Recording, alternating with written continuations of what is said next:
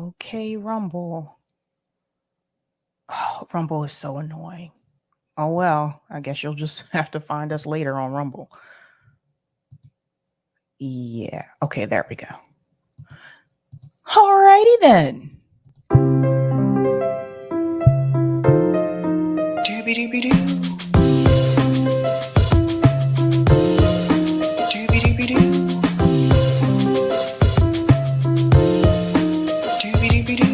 I'm your host, sabrinasalvati.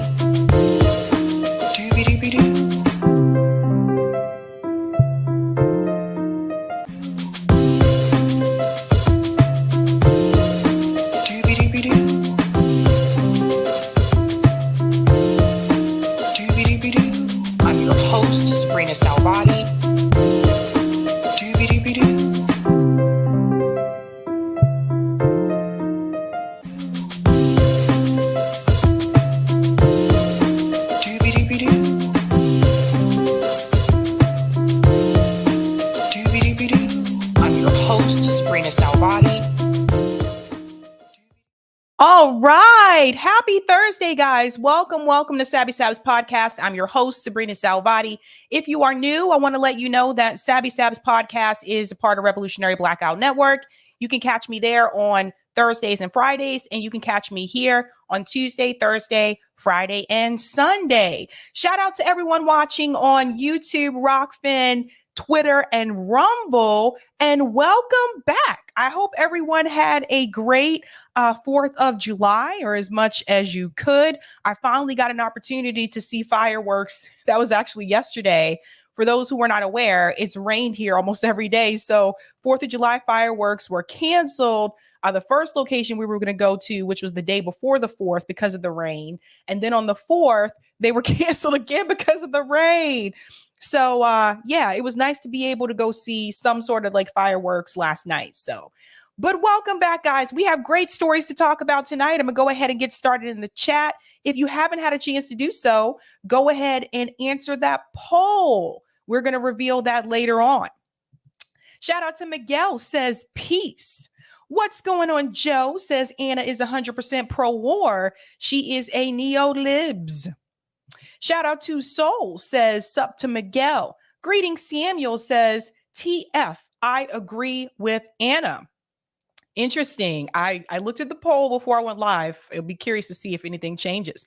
Shout out to Mastermind, who is a Sabby member, says, hello, Sabbateers.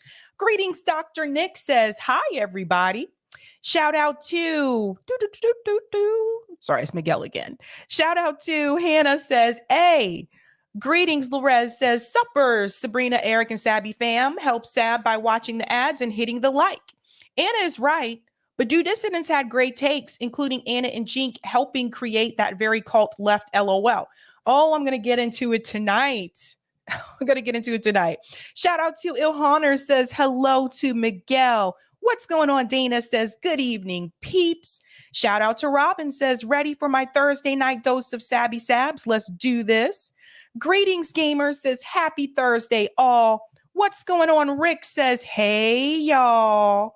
Shout out to Lawrence, who's a Sabby member, says hi to Gamer and to Rick. Greetings, buds, not bombs. Time for some base Sabby Sabs. And there's some emojis there, but StreamYard doesn't show me what they are. They just put out these words. Interesting. What's going on? Terry says, grand evening, comrades. Shout out to Corey, who's a Sabby member, says, hey, gamer. Greetings. Sebastian says, happy Thursday. It's Thirsty Thursday around here, peeps. What's going on? Tori sends lots of love. Greetings from Casey, says solidarity and fire. Shout out to Sean, says, yeah. Greetings, kill your egorgers. Doobie doos to y'all. What's going on? Jay says, happy Thursday, all. Shout out to, I think this is a different Sean Miller. LOL, thought she was going, oh yeah. Shout out to Will, says, gotta change that intro song. No, Will, never. Going on, shout out to Steve, says, well, long time no see. Someone made that song for me, so it's special in my heart. What's going on? Santi says she said Jimmy sexually harassed her. I remember that. Shout out to Eric T. Red, who's a Sabby member, says greeting Thursday, friends. Shout out to Ravina, who's a Sabby member, says I love the intro song. Thank you so much. Thank you so much. Shout out to Mark, says Keaton and Russell said that Anna and Jean created their shit lib cult that follows them, and now Anna is betraying her own audience. We'll get into it tonight, and we'll talk about that on call-in as well, because I want to hear what you guys think about it. And shout out to Roger Meadows, who's a Sabby member, says Happy Sub-Saharan Africa Day, y'all. Greetings, Nikki World says hello, everyone. Okay, let's get into it, ladies and gentlemen. I want to give a quick shout out to everyone who is a Sabby patron. Thank you guys so much for your support. I really do appreciate it. Sabby patrons, if you're interested in being a patron, I have 5 categories: Ultimate, Sabinators, Sabsters, Sabbies, and of course, members.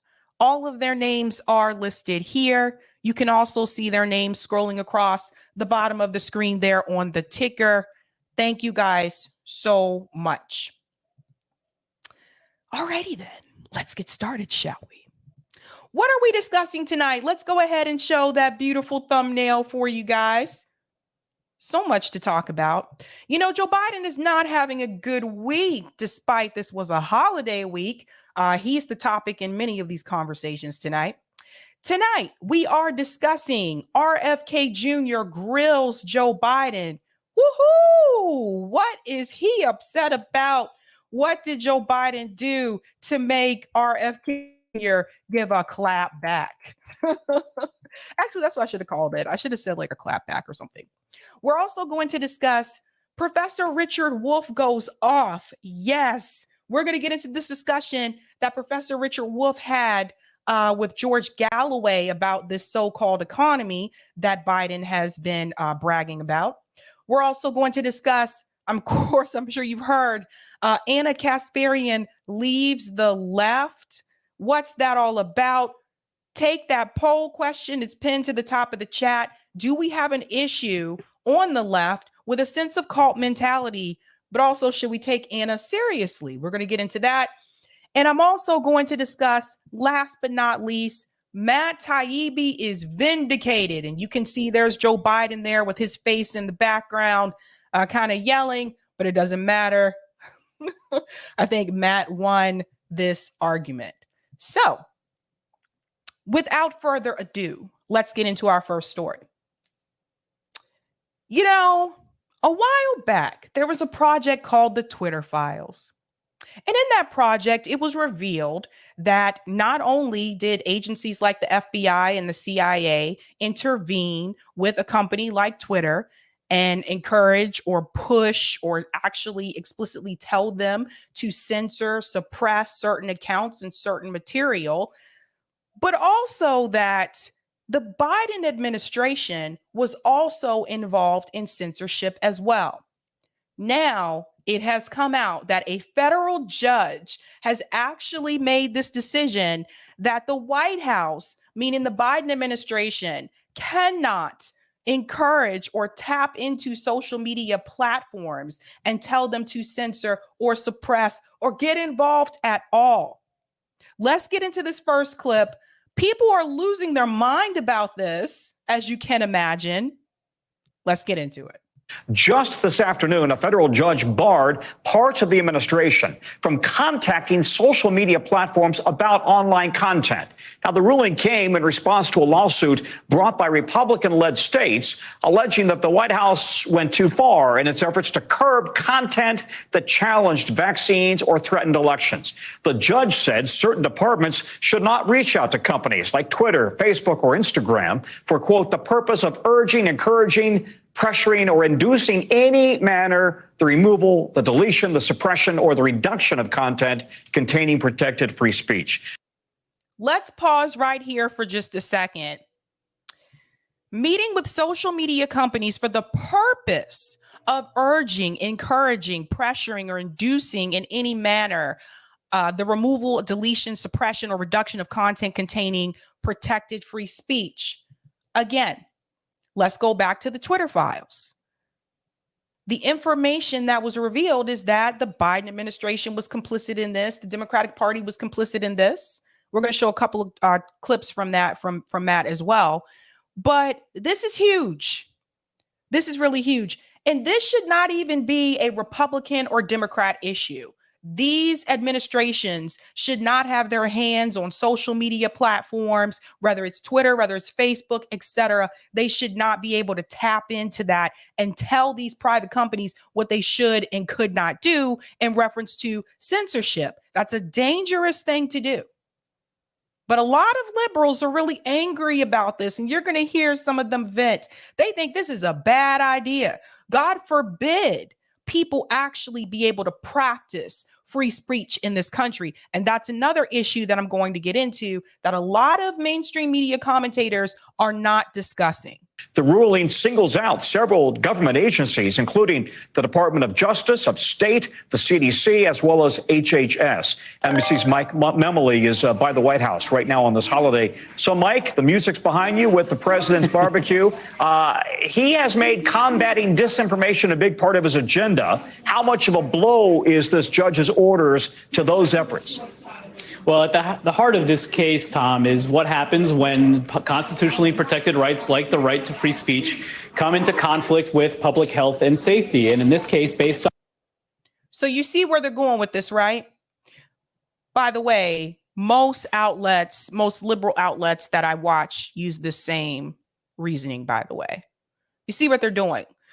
They're acknowledging that they understand that there is a thing called free speech, but at the same time, they're trying to tell you, well, what about if there's a health issue and it comes into conflict with that?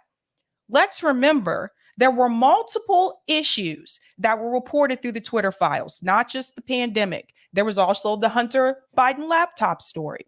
There was also the Russian disinformation claims and accounts that were perceived to be Russian assets that were attacked and suppressed as well. There were multiple different things that were discussed through the Twitter files, but notice what they choose to mention. That's on purpose. They really want the American people to think, oh, no, if this is allowed, you're not going to get the proper health information. That's what they want Americans to think. On the very long list of individuals and agencies that a judge is saying that the administration cannot be in contact with social media companies, it has to do with what happens when, especially as it relates to COVID-19, the White House, the administration feels that the public health and safety is potentially harmed by the spread of disinformation here. And so that's really at the heart of what this is about. It's interesting because this all takes root in what you may remember as the Twitter files, where an author went through communications that were between some in the White House and the Biden administration and these social media. Let's pause here for a second. He brings up the Twitter files and he said where an author went through, doesn't want to mention Matt Taibbi's name. Doesn't mention any of the other journalists that were also involved, like Michael Schellenberger, Lee Fung, at one point, Barry Weiss, although she didn't stay on for the full project. I think she was there for just one part and then pieced out. Don't know the story behind that. But there were multiple journalists that were working on this project. We all know that Matt Taibbi was the one who started it in the beginning. He's appeared on mainstream media talking about the Twitter files. Now, all of a sudden, we just can't seem to remember Matt Taibbi's name. Now, all of a sudden, it's just an author. Companies asking them to remove certain cases of disinformation about COVID-19. Now, the White House in a statement says that the Justice Department is reviewing this decision. They note that the administration has also taken steps to promoted responsible actions to protect public health and safety and security, but also noting that these social media companies have a critical responsibility here to be in control of what's on their platform. And also, they noted that this is about their independent decisions to do so. It's worth noting, Tom, as well, as we go back to those Twitter files, that there were also cases uncovered in which the Trump administration had reached out to some social media companies like Twitter, asking them to remove posts that were critical of the former president here. So the right to free speech is an issue in both administrations. But the Trump one that he's referring to was in reference to Christy Teigen. She's John Legend's wife. I remember that. I don't consider that to be as serious as the Hunter Biden laptop story with the information that exists on that laptop, or with the story that they did in reference to the pandemic or the Russian disinformation. Like, I'm sorry, that is peanuts compared to the other information that was revealed, where you had the FBI, you had the CIA, you had these government agencies that were basically overreaching here and telling Twitter executives who to keep and who to remove and what information to hide. So this is a totally different thing, but you see what he's trying to do. So now all of a sudden, let me try to make it in with a good note with the Twitter files to tell people that there was something revealed about Donald Trump too. But at the same time, you just said you can remember that, but you can't remember Matt Taibbi's name. This case is putting a spotlight, at least on the Biden administration's use of this. Okay. So that is important because why? One piece that is being left out of a lot of the commentary in reference to this particular issue is the freedom of speech. Most people that I've seen, they continue to bring up this opens the floodgates for disinformation, but they're not talking about free speech and expression in this country. Now, the Washington Post, or not the Washington Post, the Wall Street Journal actually brought up this. Judge orders Biden officials to limit contact with social media companies. So it goes on to say, ruling says Biden administration policing of social media likely violated the First Amendment. And I can go ahead and tell you right now, if it was Donald Trump who was in office and it was his administration that was doing this, all of these liberal outlets that are trying to make excuses for Joe Biden, they would raise Cain right now. So let's go on. A federal judge issued a broad preliminary injunction limiting the federal government from communicating with social media companies about online content, ruling that the Biden administration officials' policing of social media posts likely violated the First Amendment. It's a 155-page ruling issued Tuesday. U.S. District Judge Terry Doughty of Louisiana barred White House officials and multiple federal agencies from contacting social media companies with the purpose of suppressing political views and other speech normally protected from government censorship. It goes on to say the judge's injunction came in a lawsuit led by the Republican attorneys general of Missouri and Louisiana, who alleged that the Biden administration fostered a sprawling federal censorship enterprise in its effort to stamp out what it viewed as rampant disinformation circulating on social media. The government, the lawsuit claimed, pressured social media platforms to scrub away disfavored views about the pandemic, Hunter Biden's laptop story, election security, and other divisive topics. A spokesman for the Justice Department declined to comment on the ruling. In a brief previously filed with the court, the department denied the plaintiff's allegations and said that the federal government took necessary and responsible actions to deal with the pandemic and foreign attempts at election interference. But as we saw through the Twitter files, the majority of the accounts that were targeted in reference to, the Russian disinformation, these were small accounts, and most of them weren't even Russian accounts, as it was believed to be. The case is among the most potentially consequential First Amendment battles pending in the courts, testing the limits of government scrutiny of social media content on Twitter, Facebook, YouTube, and other major platforms.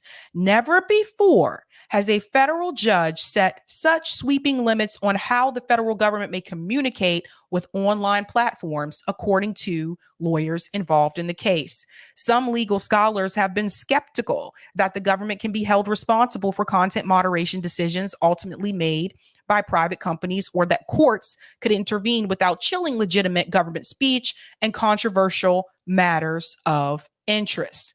The Justice Department is likely to appeal the injunction.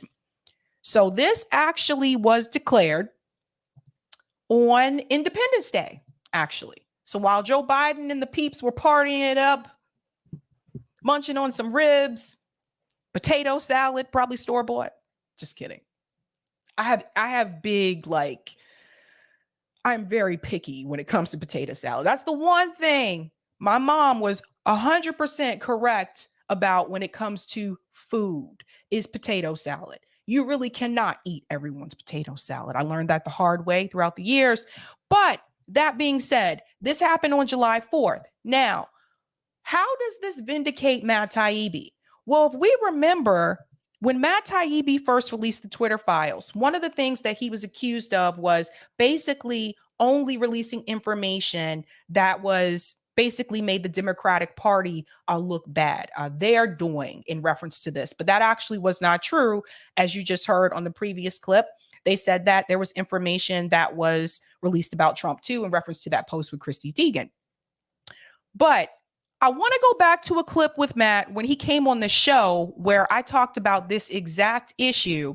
And this is the clip called Matt Taibbi Left versus Right Twitter Files, because I want you to hear this again, especially since some of you are newer subscribers now. I want you to hear what he said in reference to the government overreach and in reference to why he found the information that he found and why most of the information was more damning in reference to the Democratic Party and not the Republican Party.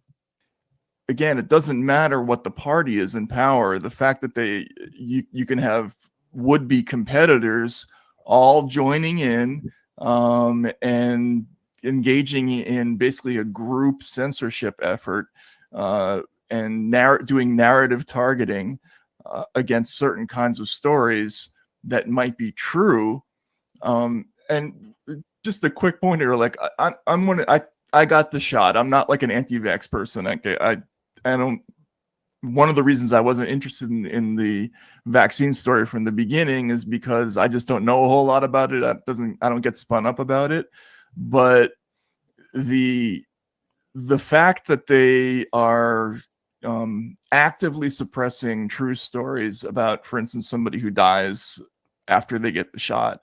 So, you know, that happens. Somebody will have an adverse reaction. Like they'll get, you know, a blood disorder or have a heart attack or, you know, myocarditis or whatever. And the family member will go on Facebook and then it will become a local news story. And these people want to edit that out because they think that people can't be mature enough to handle it. Now, and it just so happened that when it came to that particular issue with the pandemic, which should not have been a political issue, it was made a political issue. So it, in general, or generally speaking, there were certain, you know, segments of the Democratic Party that had one narrative and the Republican Party that had a different narrative. Now, that's not Matt Taibbi's fault. But when it came to the information that was reported through the Twitter files, it was more damning towards the Democratic Party because they chose to take on and believe a certain narrative in reference to the pandemic. So that's just something to remember, but there's more. That's wrong on so many levels. I can't even count where to start with that, because what happens if there is really a problem with these vaccines? And you're suppressing that, and now you have fewer people investigating it. Yep. You know, people aren't getting to make informed decisions. You are also targeting behaviors, like people saying that it's a good thing to investigate for yourself. They don't like it when they see that. They see that as an indicator of misinformation as tendencies and that sort of thing. Like, all this stuff is incredibly dangerous. It's Orwellian. And yep. all this childish emphasis on, Donald Trump tried to get Chrissy Teigen banned. I'm sure he tried to get a whole bunch of people banned, but it's, next to this stuff, it's child's play, Now, why is that important or relevant? The Trump Chrissy Teigen thing. When we covered the White House Correspondents' Dinner, one of the stories that I chose to focus on was John Legend and Kirsty Teigen walking past the climate activists who were protesting against Joe Biden choosing to go forward with the Willow Project. And that's just something I wanted people to see, because Kirsty Teigen and John Legend have an in at the White House. Why are these people there? Well, we need to start asking these questions. John Legend and Kirsty Teigen, last time I checked, they don't work in politics. They're not in Congress, right? They don't work in the White House. So why are they at the White House Correspondents' Dinner? But they have that type of relationship with the president of the United States. And that should concern people, and people need to pay attention to that. Now, we're going to get to this part here where he talks about why more the information that was found just happened to be more favorable to the Republicans than the Democrats. Agreed. Another thing I wanted to add too, for people looking for, I would say, censorship of the left. If I'm comparing it to YouTube, I would imagine that the Twitter algorithm is probably already set in place to censor a lot of the topics that are favorable to the left anyway. For example, a lot of the things that we talk about, anti-war or policing. Policing's a big one over on YouTube. I notice certain topics I cover, they will suppress those more. Is it safe to say that maybe the Twitter algorithm may work in the same way, that because of the topics we tend to talk about on the left, Twitter is more likely, or the algorithm is more likely, not to promote those topics? Okay, long story short, a lot of the subjects that we talk about on the left, police brutality, right? Universal health care, things like UBI, like eat the rich, like those types of topics, you're probably not going to have government agencies telling you to censor that anyway, because they don't get as much traction to begin with. So that's the question that I was asking. Now listen to what he says. Absolutely. And I know this because in 2018, I was one of the first reporters to write about the topic of platforms like Facebook deciding to wipe out accounts. If you remember, there was a funny little story in the fall of 2018 about what they called a purge of accounts. Yep. Facebook announced that it had eliminated 800 accounts accused of coordinated inauthentic activity. That was the phrase they used. They had been advised by the Digital Forensic Research Lab, the same one that's funded by the Global Engagement Center, which is a State Department entity technically, but it was actually founded by a bunch of intelligence agencies. Anyway, they advised Facebook to get rid of 800 accounts. And they were mostly small accounts, but a lot of them were police brutality monitoring sites like Cop Watch. Like I think there was another one called Cop Block. Anti-Media was another one. I forget the other. There were a whole bunch of these small sites. Some of them were also just sort of normal pro-democratic small businesses. Like they were blue-leaning Facebook pages that had, followings of about 150,000, 200,000 readers. They were just sort of eliminated.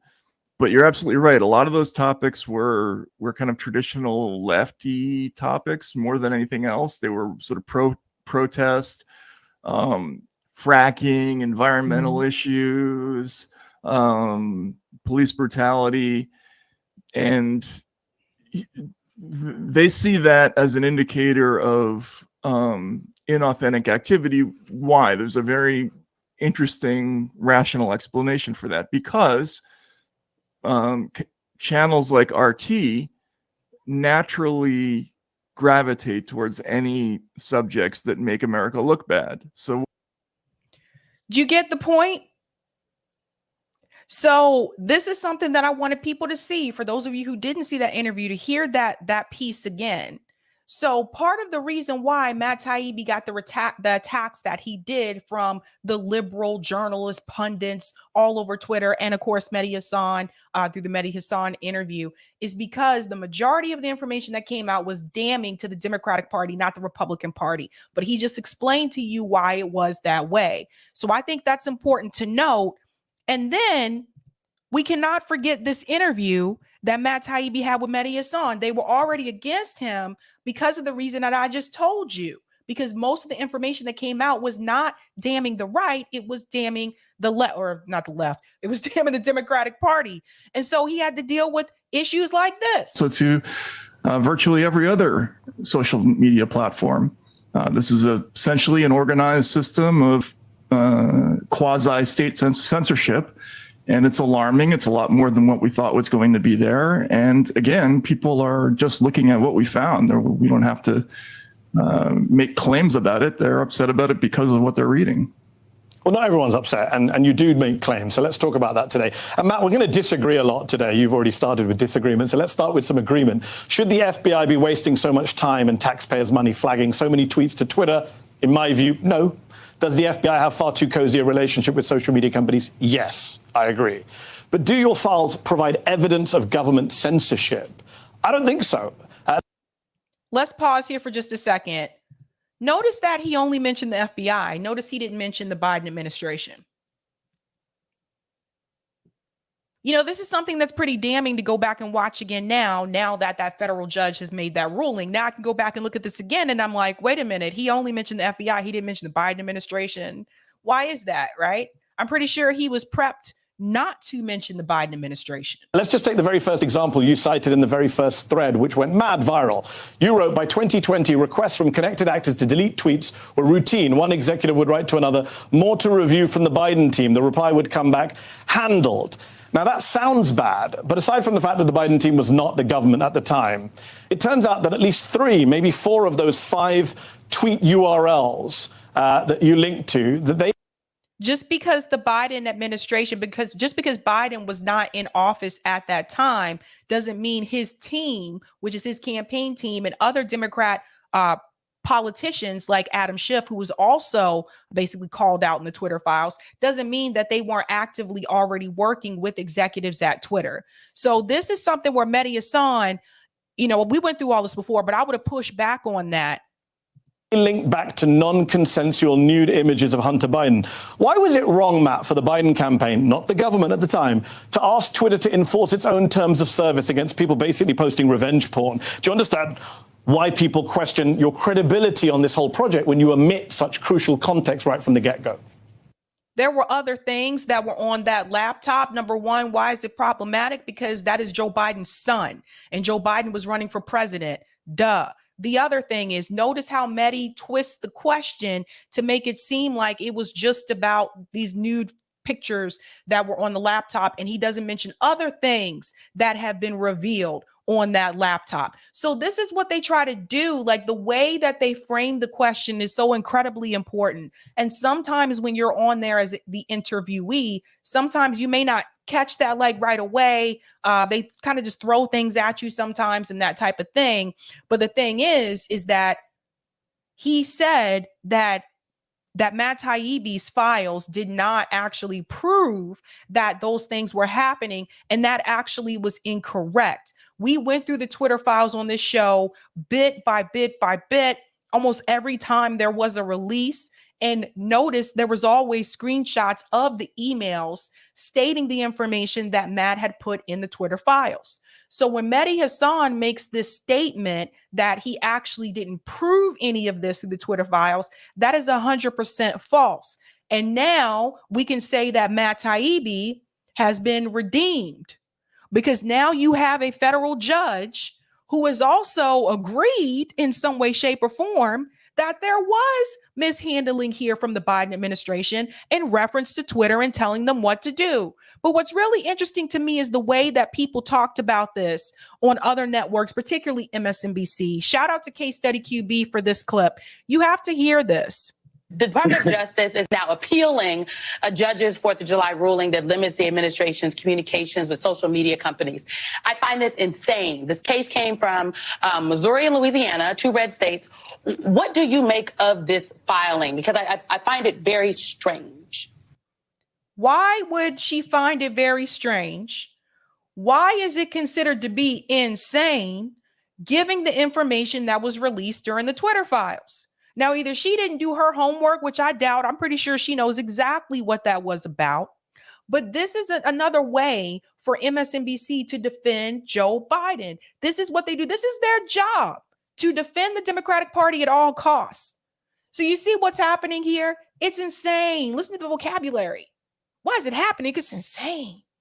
this is odd. This is weird. No, it's not. And what you should be pushing for is, well, yeah, we should not have, the president or any other government agencies intervening in social media and trying to censor people. That is actually the left position. That is actually where lefties used to be. But you don't really have that so much more in mainstream media. What you do have are these Democrat establishment shills that have tried to find a way to stay in the center so that they can still appeal to the establishment so that people like Simone Sanders can still get a check. That's what this is really about. I'll let this clip finish.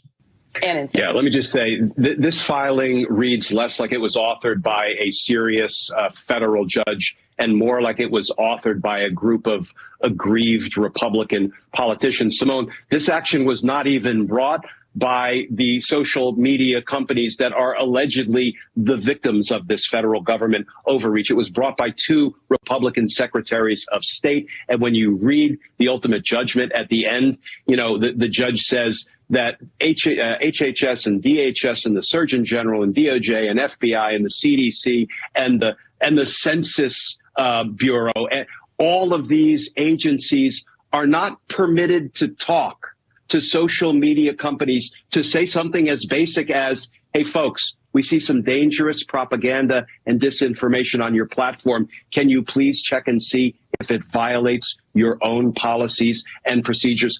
Why would you need a government agency to come in to tell you to do that? There are already people that work at those companies where that is their sole job, is to, okay, let me check this, let me check that. They sit at a desk all day and that's all they do is check for that information. The fact that you need the government to come in and tell you how to do your damn job when you don't work for the government is a problem. And here you go. You got this guy.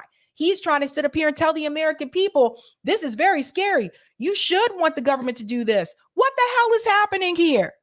Next thing you know what kills me? Let's go back. Hold up. We'll let him finish. Oh, look at the play. Look at the pay. Look at this. So they got the black woman, Simone Sanders. She came from Bernie Sanders' campaign, for those who may have forgotten. Then jumped on the Biden campaign. Simone was just following money. She realized the Bernie campaign wasn't going to get her into the White House, so she tried to hop on the one that would, and then he still didn't even hire her as his press secretary. So that was that. Then you got the black guy who I saw someone said in the comment kind of looks like Jordan Peele. So you see what it's like? You got two black people on this panel for this discussion. And my thing is, especially if you're African American, how the hell can you not sit here and push back on censorship? Give me a damn break. You'll come onto this network and you'll complain about books that are being removed by black authors because it is a Republican that is trying to push it out, right? But you won't come on here and complain about censorship happening on these social media platforms because it's a press against the Biden administration. That's why I told you they're not serious. They're not real. They're not really serious about this. This is all partisan politics. If Fred Hampton were alive today, he'd be ashamed of these people. Let's be real. Let me get the two black people on so it don't look like we're so biased and everybody will think they're for this shit too. To talk to social media companies to say something as basic as, hey, folks, we see some dangerous propaganda and disinformation on your platform. Can you please check and see if it violates your own policies and procedures? This preliminary injunction will not last long. All right. Glenn Kirshner, Sam Stein, and Eugene Dan. And he goes on to say, it's so simple. Something as simple as this on your platform. There's nothing simple about censorship. And censorship can start hurting one political side and then it can transfer to the other. And we saw that, right? After January 6th with Donald Trump, there was the censorship of Donald Trump and other people on the right. But then that shit transferred over to the left and other people on the left started to be censored as well. So don't think that this is just applied to one political party. The Biden administration did what they did. And honestly, you should be rooting for this. You shouldn't want the government to have their hands on social media platforms or any of these platforms telling them who to take down and who to keep. This is a hot mess. This is why I say there is no, the Democratic Party is a joke. This is a joke. They're not really here for the people. Rome says, who made the potato salad, Sabby? It was a coworker. I should have known. Delthea says, MSNBC, the PR firm for the Democratic Party establishment. Bingo. Thank you for the super chat, Dr. Nick. We ain't changing. Shh. Thank you for the super chat, Rob. Did you say Anna saves the left? Leaves the left. I hope I didn't say saves, but leaves the left. Thank you for that. And thank you for the super chat, Dogs for the win. Mehdi's point is that because Biden wasn't government at the time, what Trump team did was worse in terms of censorship using the standard of communicating with social media companies. Regardless, it shouldn't have happened, period. The government should not be involved. This is crazy. Like, could you imagine? Come on, man. If you have not had a chance to do so, go ahead and hit that like button. That helps me out with the algo. And we're going to move on to our next story, which is Professor Richard Wolff. So speaking of Joe Biden, Professor Richard Wolff was on George Galloway's show for a pretty interesting interview. And Professor Richard Wolff obviously has been very vocal about the lies that is coming out of the Biden administration in reference to this economy at this point in time. And he hasn't held back on this. Now, you can see him talk about the economic updates once a week on Democracy at Work. But this time he's with George Galloway. Professor Richard Wolff is going to get into what he calls Biden economics. Actually, no, Bidenomics. That's what he's calling it. Bidenomics. Listen to this.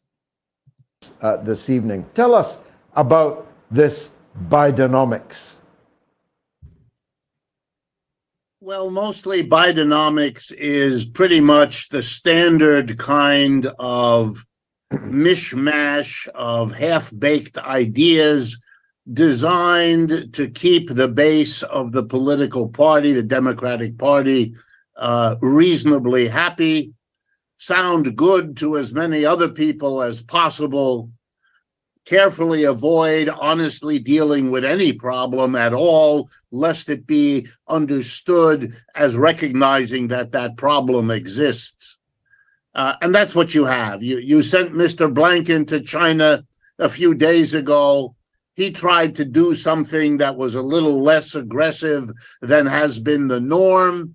But while he was doing that, his boss, Mr. Biden, geared up to call Xi Jinping a dictator because Americans really like to hear about how dictators are elsewhere, whereas we here live in the greatest democracy the world has ever seen, etc., etc., etc. Janet Yellen's trip, whatever it contains, will for sure carry on with suggestions that the Chinese should change their economic system, they should change their government, and they should be kinder to the Uyghur minority. This coming from a country that has much greater problems with minorities than China has ever had, treats them, and a larger number of them, much worse than what you see in China, not to defend the Chinese, but the hypocrisy, the behavior, it is for a growing number of Americans, above all, embarrassing. Let's pause here for just a second. So you notice I put in the thumbnail, Professor Richard Wolff goes off. He has a lot more to say. But I just want to add to this point, the fact that Janet Yellen is actually has her hand in how Xi Jinping should actually treat certain people in China, the minority group that they have in China. It is very interesting to Professor Wolff's point compared to the way that minorities are treated in this country. We can't even get, let's be real, okay? You want to talk about like treatment, if our country cared about minorities as much as they say they do, especially the Democratic Party, as much as they say they care about Black people, they care about Latino people, then why do we still have redlining? If they cared about as much as they say they do, Why is it you still have these underfunded and under-resourced schools, primarily in these inner city Black neighborhoods or rural, Black neighborhoods, working class neighborhoods, poor neighborhoods? If they care as much as they don't even care enough about you for you to even have the best education possible. They give you just enough to get by and say it's a free education. So this is where you live. This is your zip code. So this is all you get. But we're going to go to another country and tell them how to treat their damn people. Let that sink in. But let me answer your question directly. The biggest economic problems of the United States can be summarized in this way. We are a declining empire, following in our decline a similar trajectory to what happened to the British Empire a century earlier. We are a capitalism that has produced a level of inequality that is fundamentally unsustainable because it clashes so basically with the carefully cultivated self-image of the United States as not being torn apart by extremes of wealth and poverty. We'll bring up two examples: the housing crisis and the student debt crisis. The housing crisis. We had one in 2008. We're going through this again now, where people can't buy single family homes because BlackRock and Vanguard Group have bought them. It's not even just because of the fact a lot of people can't come up with a down payment. It's because the prices of these homes are astronomical now for a single family home, because companies like BlackRock and other corporate investors have bought these single family homes. They flip the homes and increase the price. So the average person graduating even from college, whether it's undergrad or grad school, you don't have the down payment to even get that house. Now, let me tell you the difference. My parents didn't go to college. I was the first grandkid in my family to go to college. My parents didn't go. My parents bought a house. You see the difference? What happened here? There was once upon a time in this country where people could buy a home and only one spouse had to work and the other spouse could stay at home and take care of the kids. What happened? You see the difference? You shouldn't even have to. This idea that you have to go to college in order to even think about being able to buy a home in this country, that was not always the case. And that's the point I'm trying to get across to people. Now we go into the college issue, the student debt crisis. This is going to balloon into a catastrophe. Because I'm here to tell you, and I saw a video where a guy really broke it down. I'll see if I can pull it up. People can't pay these loans back. And I know some people feel like people took out these loans, they need to pay them back. I get all that. Problem is, people aren't making the wages that they're supposed to be making to pay those loans. Now, we went over that cost of living report just a couple days ago. Most of you in the chat aren't making what you should be making in your state. According to the cost of living report, you have the hotel workers on strike. They're making $20 to $25 an hour in California. They're asking for just a $5 raise. That still doesn't even meet the $42 an hour that, according to the cost of living report, they're supposed to be making per hour just to live. So when Professor Wolff says it's a declining empire, yes, and he's been trying to warn people about this for the past 2 years. And I think more people are starting to see it now. Mr. Biden, like his Republican counterparts, says not one word about either of these. For many of us watching who have been born and raised and lived in the United States all of our lives, like me, what is the most stunning thing about Bidenomics is its utter emptiness, its utter denial of the most fundamental problems. How are you going to deal with a population that thought the American empire would go on and be dominant forever, more and more? Now that the BRICS have a bigger economic footprint in the world than does the G7, the United States and its allies. Other countries got together and said, forget the US, we're going to form our own organization here. We're going to be a part of BRICS, and we're going to go forward to our own currency. Forget these people.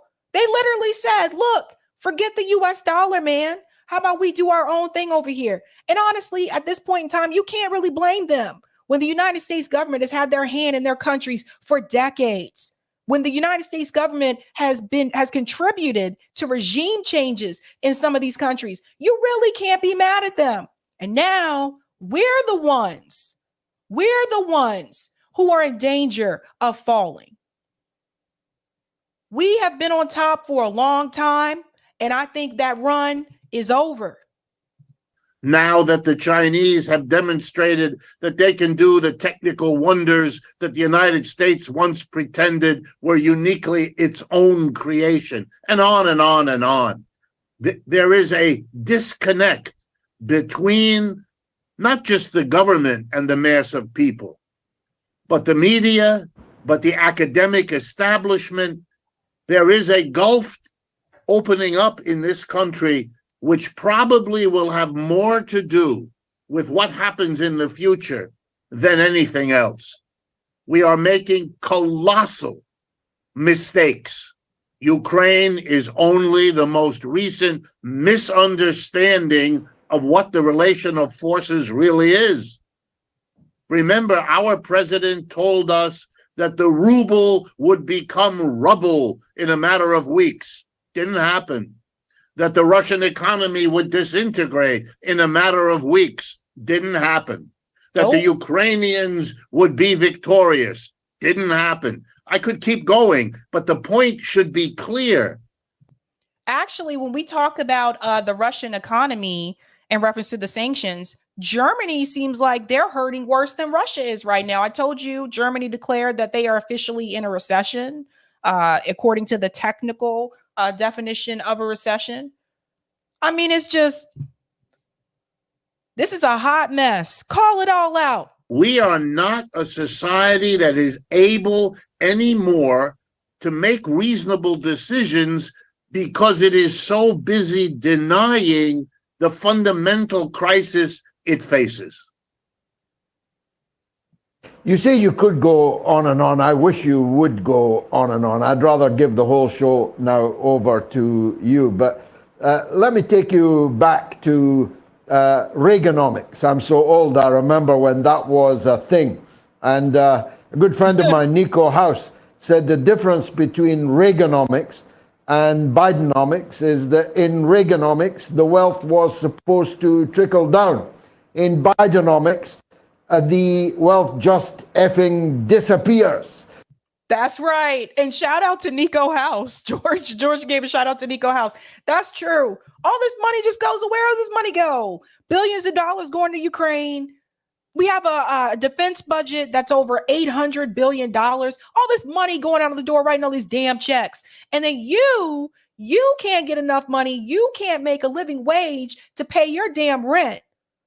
If you're one of those people and you're sitting back at the end of every month and you're like, man, I hope I make enough in tips this month so I can pay this electric bill. I hope they don't take too many taxes out of my check so I can pay this other bill.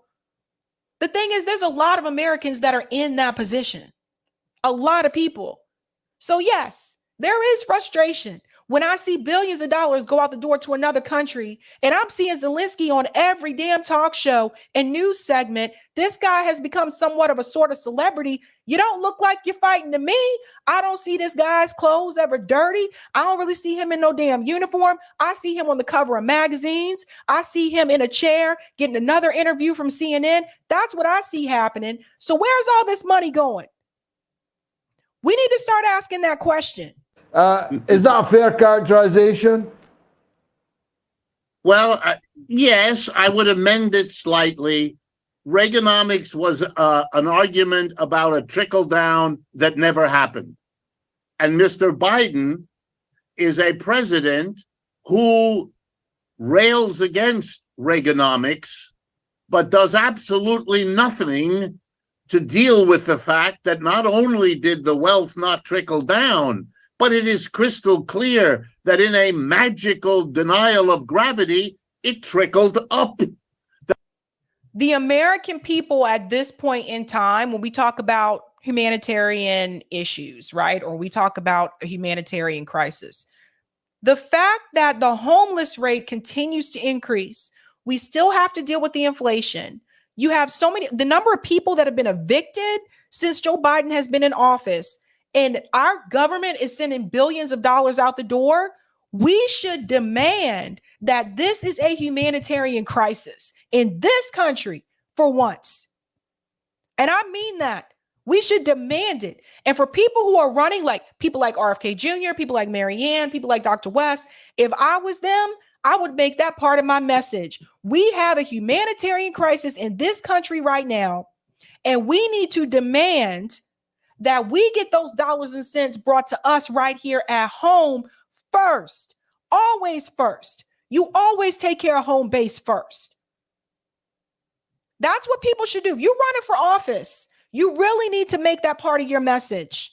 We have had a growing inequality that has actually gotten worse, both at the time of Reagan and now.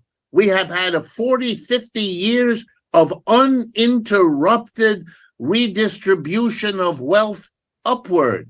And that is causing this country to blow apart. The support that I'm sure interests Europeans, the support for white supremacy, the support for an out-of-control, endless liar, grifter, a hustler like Trump, the creation of more and more like him, they all feed off of the bitter anger of masses of people whose jobs are insecure, whose incomes are now inadequate, who went through the redistribution of wealth, then the crash of our economy in 2020, then the pandemic, now the inflation, now the rising interest rates. It's almost a biblical situation of 7 plagues, only they're economic, they're matters of choice of a government so far disconnected that the majority of people left, right, and center hate the government, have no confidence, no belief in anybody who comes forward. We will have in the presidential election, and I sure hope Europeans pay attention, we will have one candidate who has now announced that he will run on the Green Party, a man named Cornel West that I'm sure many of you know of. He will be saying, and he will be the only one talking about the real problems, the real crisis. We just had a Supreme Court in a country where white policemen shoot black people on a regular basis, not like in France every so often, and look what happened in France. No, we've routinized it. But our Supreme Court just took away a program called affirmative action on the premise that, and I quote you now, we no longer have a problem of racial inequality and racial discrimination. If you wanted an example of being deaf, dumb, and blind in our society, there we have it. And I think this is the first time I heard Richard Wolff be this, because he's usually a lot more, a little bit more polite. But I think this is the first time I've seen him really just like, I think he's had it. Those are the people at the top. Well said. Very well said. I'm going to go to one of the comments here that I saw. Sebastian said Bidenomics equals trickle down economics with identity politics. Ding, ding, ding, ding, ding. And the winner is Sebastian. Well, we will be interviewing Dr. West as soon as we can. And of course, I wish him every success. But there is another candidate, Professor, Robert F. Kennedy Jr., with far higher name recognition, voter recognition, who's also saying some truly radical things. That's new, isn't it? Yes, yes and no. I mean, we did have Bernie Sanders. And for all the things you can say about Bernie Sanders, his race in 2016 and again his race in 2020 opened the space here in the United States for people left of center, or even if they're not themselves left of center, but they have some ideas that are left of center, they can now enter American politics. We have members of Congress who will answer the question, are you a socialist, with the word, yes, I am.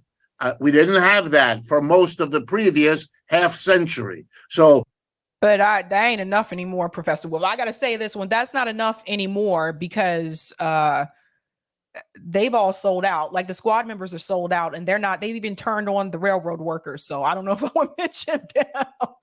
We are moving forward. Kennedy is able to say some things. On the other hand, he has identified with other positions that make him look very strange to many of the American people who might otherwise be interested in what he has to say. But yes, we have some. And I think you're going to see more and more of them in the years ahead because we have to rebuild what is missing in the United States. We have a far-right Republican Party and a Democratic Party which offers most of the same things, only not quite so quickly, not quite so harshly. But other than that, when we had neoliberal globalization, they were all for that. Now that we have more economic nationalism, they're all for that. They're all for whatever the community of big business and banks feels the need to do. The political parties, the two major ones, do their job of gathering various communities around other issues, abortion, being able to have 27 guns in the back of your automobile, or whatever it is that excites Americans. That's their job. Get those people so they vote for the two parties who can keep a troubled capitalism going for another few years. But the rest of the world sees it. They see that the United States is not the political or economic force it once was, and the whole world is adjusting to that process. This is probably as candid as I have seen Professor Wolff. He really let all of it out. And who can blame him, right? I mean, at some point, enough is enough. Joe Biden can barely walk, can barely talk. He's stumbling all over the place. It's very apparent. And the Democratic Party still wants you to go with this clown. Excuse me. The Democratic Party still wants you to go with him. Sorry. Thought I was talking to one of my friends for just a second. They want you to go with him, just because. Now, I just told you that we need to be very cautious about that housing crisis and the student debt crisis. I want to show you an example of why you need to pay attention to that, particularly the student debt crisis. This gentleman here, I'm going to try to see if I can get him to come on. He's on TikTok as Inverse News. His name is Timothy James. I don't know if you guys have seen this or not. And I wish I could make this bigger. Eric, if you know how to do full screen on this, could you do that? You guys need to hear what he has to say about student debt crisis. And everybody needs to get prepared for this, because when I tell you a lot of these people they don't have the money to pay back these loans, I'm not joking. And I think this is going to be a huge issue if we don't find another way to fix this problem. I thought there was a full screen option on TikTok, Eric. Maybe not. Like on the video, I thought there was a full screen. No, maybe not. Maybe not. Is this full screen? No. Oh, well, sorry, guys. Anyone who thinks student loans will ever be forgiven needs to look up slabs. That was one of the most depressing things I've ever researched. If you're like me and didn't know what slabs is, it is student loan asset-backed securities, and it is a ticking time bomb. If you're new, hi, I'm Timothy, a quantitative economist and investor since 2007. I learned how to invest through 2008, and this slabs is just like it. Long story short, student loans make up about $1.7 trillion and they've been bundled up so that investors can go into these asset. Sorry, someone told me double click. Oh, it wants me to sign in. Why do I have to do this? I don't even remember what it was, what my TikTok thing was. Eric, do you have TikTok? Can you sign in? That's probably why it's not letting me do it full screen. Let me know. Let me remove it from here for just a second so people don't see the. I just don't remember my this is bad. I really don't remember my TikTok thing. Like it's an app on my phone. Oh, what's that, Eric? You don't? Oh, you don't have TikTok? Okay. Yeah, it just sucks that you don't have to. But when I double click on it, it says log into it. That's what pisses. Yeah, it just ticks. Anyway, we'll just go back to the video. I thought at one point I could make this bigger, but it's not letting me do that. So we'll just go back to it for the sake of time. Sorry, guys. Yeah, I know. I hear you guys in the, can you zoom on the web page? I can, but it just makes it. Oh, okay. We'll do it like that. Here we go. Student loans will ever be forgiven needs to look up slabs. That was one of the most depressing things I've ever researched. If you're like me and didn't know what slabs is, it is student loan asset-backed securities. And it is a ticking time bomb. If you're new, hi, I'm Timothy, a quantitative economist and investor since 2007. I learned how to invest through 2008, and this slabs is just like it. Long story short, student loans make up about $1.7 trillion, and they've been bundled up so that investors can go into these asset-backed securities, which is exactly how 2008 unfolded. They had all of these mortgages that were getting pumped out, and there came a point where people couldn't pay those mortgages. And from an investor standpoint, 2008 happened because they bundled all of these mortgages together into an asset-backed security. The thought was that, well, if you have thousands of mortgages bundled together, there's no way that this investment could fail. It did. Now, the student loan crisis is significantly smaller than the mortgage crisis of 2008. But $1.7 trillion is nothing to really scoff at. That can be a catalyst that ticks off a bunch of other events. Now, you've got your big names like Morgan Stanley in this, which interestingly, they've been running this Ponzi since at least 2005. That's as far back as I look. And even though Morgan Stanley is a mediator, this is ran initially from the government. And considering most Americans are living paycheck to paycheck, especially the younger generations that are dealing with those student loans, the big question is what would happen if a bunch of people stopped paying their loans? Okay, everybody hold on to that. What would happen if a bunch of people stopped paying their loans, which is what we could be headed towards?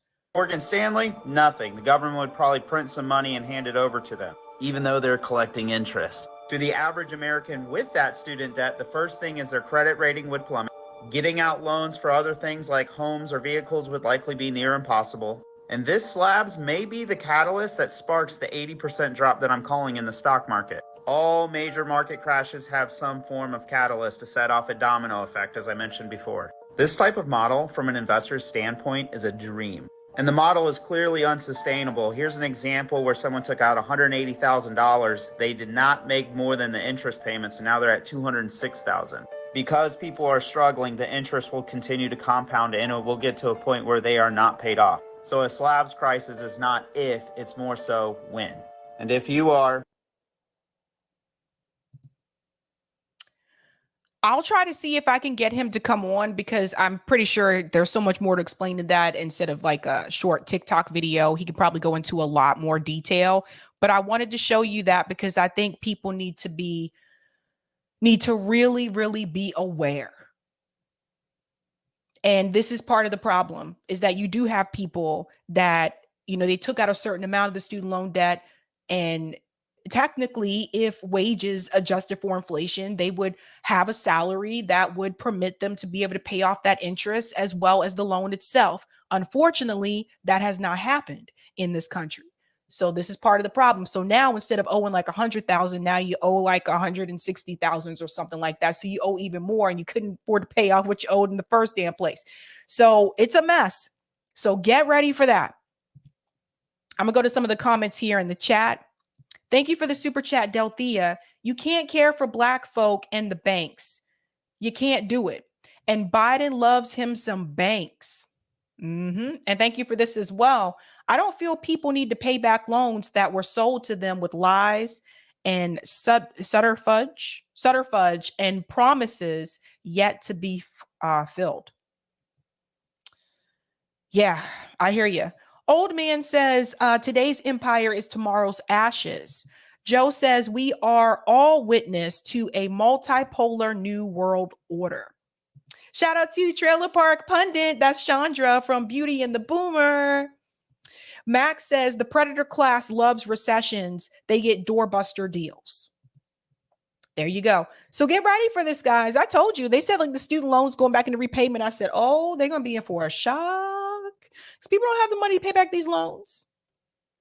Okay, we are going on to our next story. This is in reference to, if you have not heard, Joe Biden again.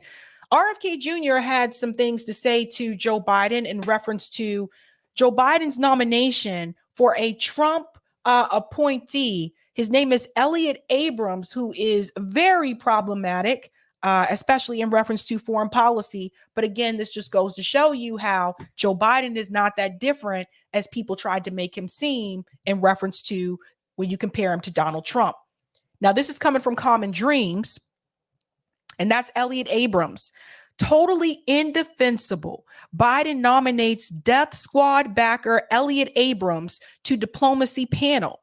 Elliott Abrams, enemy of human rights, apologist for mass murder, should have no place within spitting distance of any Democratic administration in any capacity.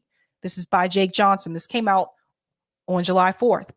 President Joe Biden on Monday quietly nominated Elliott Abrams to serve on a bipartisan diplomacy commission, a move that human rights advocates condemned as outrageous, given the longtime Republicans officials past as a defender of Latin American death squads and cheerleader for murderous U.S. foreign policy interventions. A totally indefensible decision from Biden. This is coming from Mehdi Hassan, pointing to Abrams' guilty plea stemming from the Reagan-era Iran-Contra scandal and his broader record in Latin America. Most recently, Abrams served as a Trump administration special envoy to Iran and Venezuela. During a 2019 House Foreign Affairs Committee hearing, Representative Ilhan Omar grilled Abrams on his role in the Reagan's administration policy in El Salvador, whose U.S.-backed military carried out the largest massacre in modern Latin American history in 1981 and around the village of El Mozat. Now, I want to chime in here for a second because this is not the kind of thing that you'll see the women on The View complain about. And for Ana Navarro, and in the many times that she's talked about how people in Latin America are struggling, you won't hear them talking about this, though. Can't, because it's Joe Biden that's doing it. If Donald Trump was doing this, when Donald Trump, he was a part of Trump's administration, liberal media could talk about it then. But you can't do it when it's Joe Biden's doing it, because then you have to admit that Joe Biden has similarities to Trump, boo. Omar noted during the 2019 hearing that Abrams later said that the U.S. policy in El Salvador was a fabulous achievement. After recounting the appalling details of the El Mozad killings, in which around 140 children were murdered, Omar asked Abrams, "Do you think that massacre was a fabulous achievement that happened under our watch?" That is a ridiculous question, and I will not respond to it. So that was Elliott's response. I am not going to respond to that kind of personal attack, which is not a question. See, now it's personal because someone's asking him about something that he did. You can see this here. Ms. Omar. Thank you, Chairman. Thank you all for being here, and thank you for your testimonies. Mr. Adams, in 1991, you pleaded guilty to 2 counts of withholding information from Congress regarding your involvement in the Iran-Contra affair, for which you were later pardoned by President George H.W. Bush. I fail to understand why members of this committee or the American people should find any testimony that you give today to be truthful? If I can respond to that. It wasn't a question. On February, that was not a question. That was I reserve the right to my time. It is not right. That was not a This question. Committee can attack On February a witness 8th, who is not permitted to reply. that was not a question. Thank you for your participation. On February 8th, 1982, you testified before the Senate Foreign Relations Committee about U.S. policy in El Salvador. In that hearing, you dismissed as communist propaganda report about the massacre of El Mozote, in which more than 800 civilians, including children as young as 2 years old, were brutally murdered by U.S. trained troops. Essentially, this guy was a neocon and proud of it. During that massacre, some of those troops bragged about raping a 12-year-old girl before they killed them. Girls before they killed them. You later said that the U.S. policy in El Salvador was a fabulous achievement. Yes or no, do you still think so? From the day that President Duarte was elected in a free election to this day, El Salvador has been a democracy. That's a fabulous achievement. Yes or no, do you think that massacre was a fabulous achievement that happened under our watch? That is a ridiculous question, and I yes or no? No. I will take that as a yes. I am not going to respond to that kind of personal attack, which is not a question. Yes or no, would you support an armed faction within Venezuela that engages in war crimes, crimes against humanity or genocide, if you believe they were serving U.S. interest, as you did in Guatemala, El Salvador, and Nicaragua? I am not going to respond to that question. I'm sorry. I don't think this entire line of questioning is meant to be real questions, and so I will not reply. This is the gentleman that Joe Biden just nominated. And the Democratic Party doesn't want to have any debates. They don't want you to hear from any other challengers. They have already selected Joe Biden, the DNC says. They expect you just to throw Joe Biden right back in the White House just because he's already sitting there. And I wish more people would call this out. Whether you, under your watch, a genocide will take place and you will look the other way because American interests were being upheld is a fair question, because the American people want to know that anytime we engage a country, that we think about what our actions could be and how we believe our values are being furthered.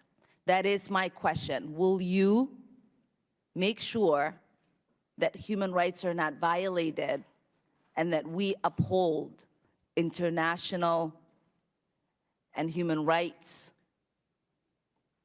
I suppose there is a question in there, and the answer is that the entire thrust of American policy in Venezuela is to support the Venezuelan people's effort to restore democracy to their country.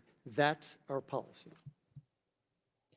So that also includes the massacres. That includes the raids that have happened. So just keep that in mind. The way that they will frame it is say that we're there to actually help the people in Venezuela. There's money involved here. The people in Venezuela probably wouldn't need this help if it wasn't countries like the U.S. government that sold arms to these countries in the first damn place and caused the people to be in fear of people in their own countries. You wouldn't have these issues. But you notice he didn't want to answer that question because how can you, right? So it says, in response to the news of the Biden administration's decision to nominate Abrams to the State Department's Advisory Commission on Public Diplomacy, former longtime Human Rights Watch Executive Director Kenneth Roth wrote that Abrams most notorious public diplomacy is downplaying the 1981 El Mossad massacre of 1,000 people by U.S. trained and equipped Salvadorian military units. And this is just an example of the U.S. supplying arms to some of these countries. And then you see what happens. The weapons end up in the hands of people who decide to try to take over and be militant. But again, there's money to be made here. That's why they're selling the arms, so they can get paid. So that is the controversy in reference to who he has chosen to nominate. And RFK Jr. had some things to say about this. RFK Jr. said President Biden has appointed disgraced neocon Elliott Abrams to his diplomacy commission. Infamous for his support of El Salvador's death squads in 1980, Abrams was convicted in 1989 of lying to Congress about his criminal role in the Iran-Contra affair. So these people are just crooks. It's just from one crook to the next. These people are just crooks. So let's go on. He goes on to say, after being pardoned by George H.W. Bush, Abrams later went on to further hegemony as a key architect of the catastrophic invasion of Iraq as national security advisor to George W. Bush. So he went from one Bush to the other Bush. And now he went to Trump, and now he's going to Biden. He continues, Abrams most recently served as Trump's envoy to Iran and Venezuela. President Biden has now recalled Abrams from exile with an appointment that will allow him to cause maximum damage to America's declining reputation across the globe. With this appointment, the marriage of the Biden administration and the neocons can be said to be consummated. There really is not that much different between Biden and Trump. There's an account you should follow on Twitter called Tracking Biden from the Left. And that's what they do. They track Biden from the left, and they point out a lot of similarities that Biden has with Donald Trump. So the White House has not had a good week. Now, that's one thing that happened. Actually, the second thing, we talked about the federal judge and the social media. You have this issue about nominating Elliott Abrams. And then there was another little thing that happened. Apparently, somebody seemed to have dropped a white powdery substance in the White House. That was discovered on the 4th of July in the West Wing, which is where the president resides. Listen to this. Welcome back. As I mentioned, we have new reporting right now on that white powdery substance that was found at a work area inside the White House's West Wing. A source familiar with the investigation tells me that during a preliminary field test completed by the D.C. Fire Department Sunday night, the substance tested positive as cocaine. That source also says that the substance was found in a small dime-sized bag. NBC's Mike Memley joins me now from outside the White House. Mike, this is kind of a startling situation here, right? The question being, and it could have been a preliminary test, we'll wait to see whether a final test is conclusive, but how and who would have got this into the White House? Gee, I wonder who it could belong to. Let's think about this for a second, folks. Has Hunter been in the West Wing recently? Let's go on. Yeah, that's right, Peter. I mean, we certainly didn't have this on our news bingo card on this Independence Day, but it was significant to learn that this one, it was not a hazardous substance, but one that is certainly an illegal substance, and two, the part of the White House in which it was discovered. This was a uniformed officer as part of the U.S. Secret Service's uniformed division who was conducting a routine patrol of the White House on Sunday and discovered this. Now, the fact that it was in the West Wing is important. It narrows down the real estate. It wasn't the executive mansion where we have most of the ceremonial spaces as well as the private residence for the first family. It wasn't the executive office building across the street, which is a much more occupied part of the real estate where most of the executive staff works. We're talking about the West Wing where obviously the Oval Office, the president's senior staff, and their assistants work. So that actually didn't make it sound better for Joe Biden.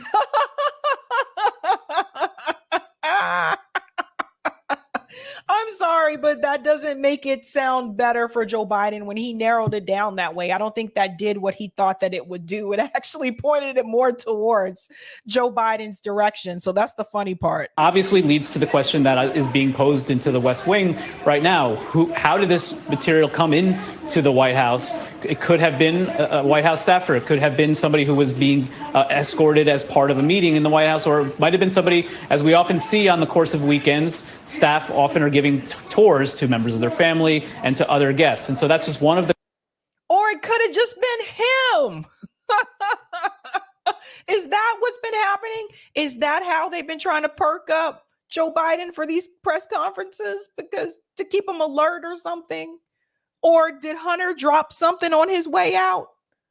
Come on. Don't bring up the tourists or the tour guides or any of these people. It could have just came from the family.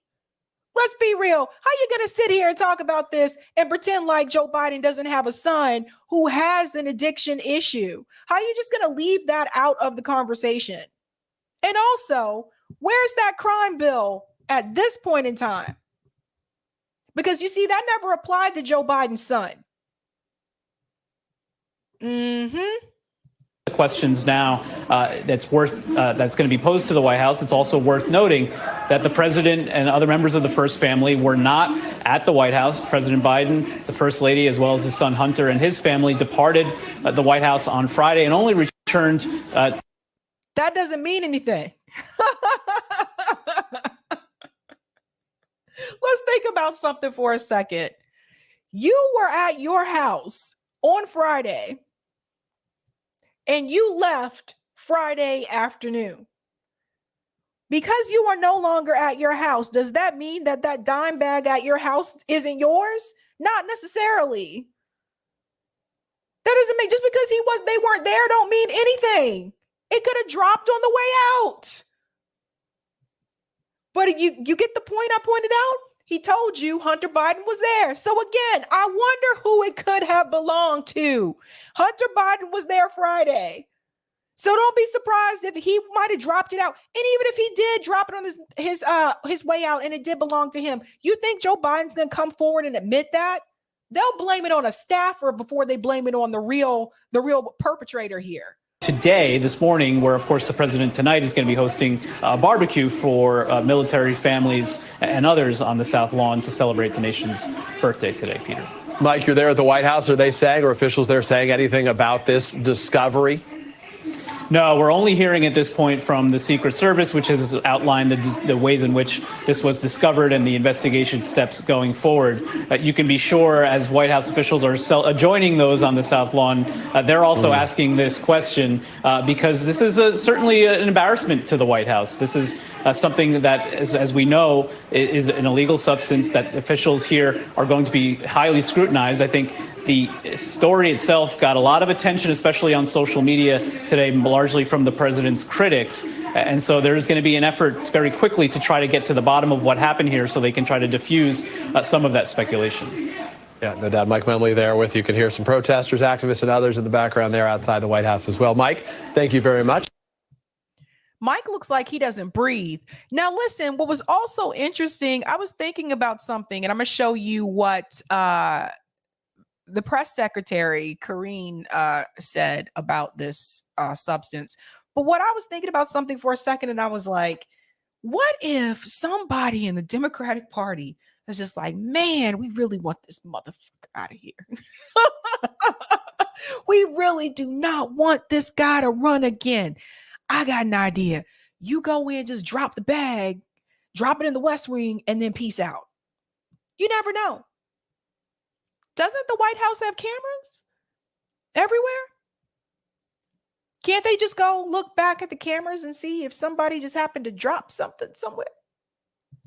Now, this is the audio from the Secret Service. Listen to what they said when they found it. This is interesting.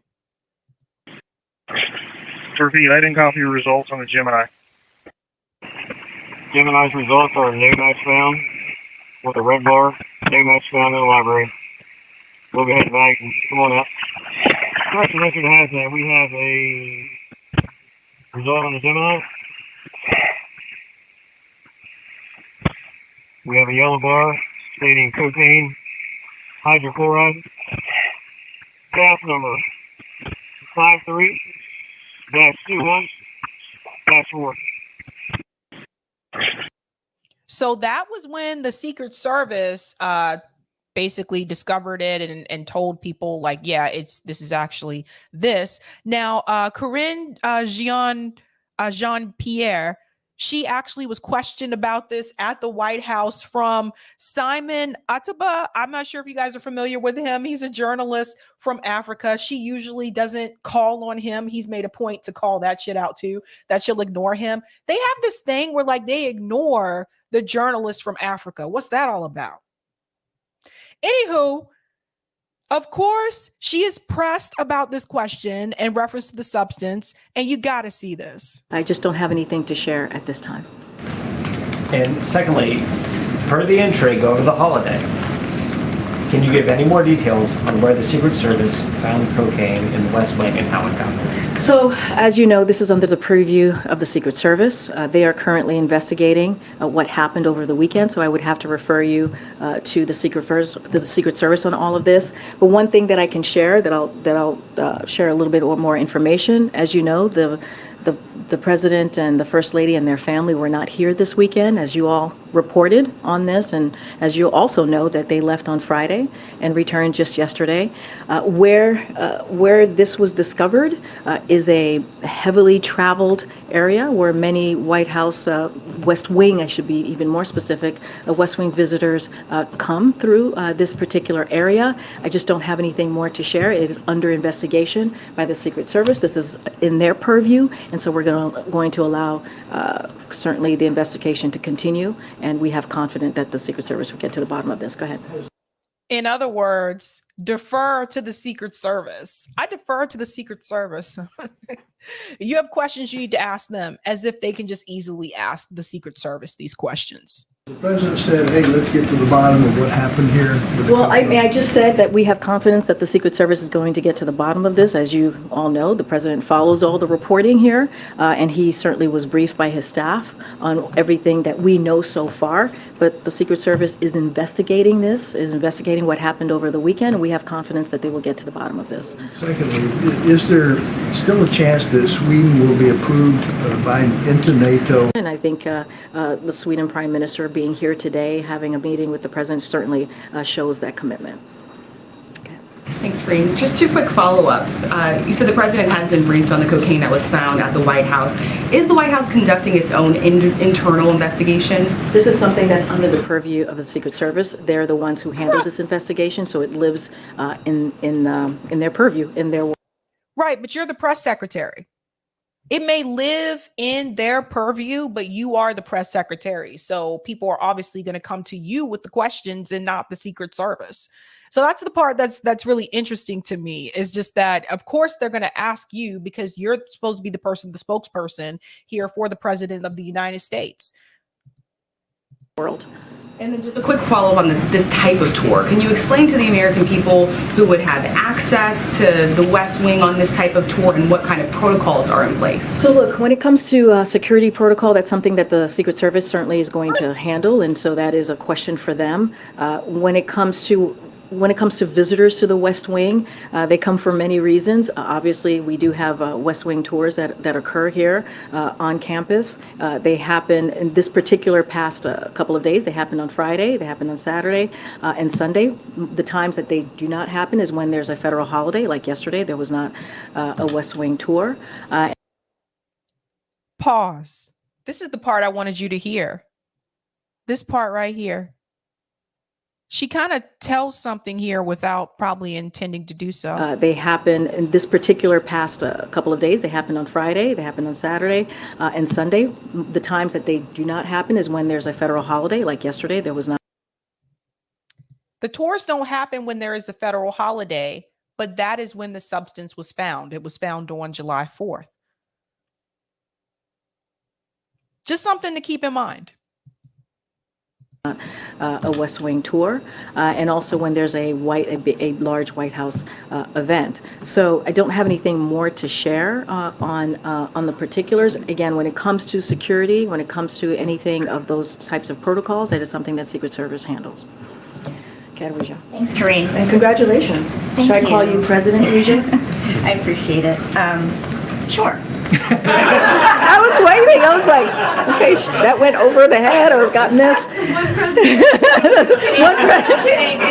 not my turn. It's not my turn. One president at a time, Rija. Eventually. Incoming president, maybe. We just I wonder if the cocaine episode has prompted the White House to ask the Secret Service to review its security protocol for visitors coming in. So let them do their investigation. Again, this is under their purview. Let's see exactly what occurred and what happened. They're going to get to the bottom of this. They meaning the Secret Service, not going to get ahead of any changes in protocol or anything like that. Let's let the Secret Service do their job, which we believe and have all the confidence that they will get to the bottom of this. Episode kind of shines a light on the fact that you can bring in illegal substances into the White House. So what's preventing a visitor from bringing in anthrax or something that's not magnetic into the White House? No, look. Whoa, let's talk about this for a second. The fact that someone could just bring it in. We think this was the first time. I don't think so. There are a couple of documentaries I think that you should watch about other presidents that we've had in the past who were also kind of known to do a little bit of something while they were there. But there's cameras everywhere. And you mean to tell me not one camera caught this little baggie drop and fall? Not one camera.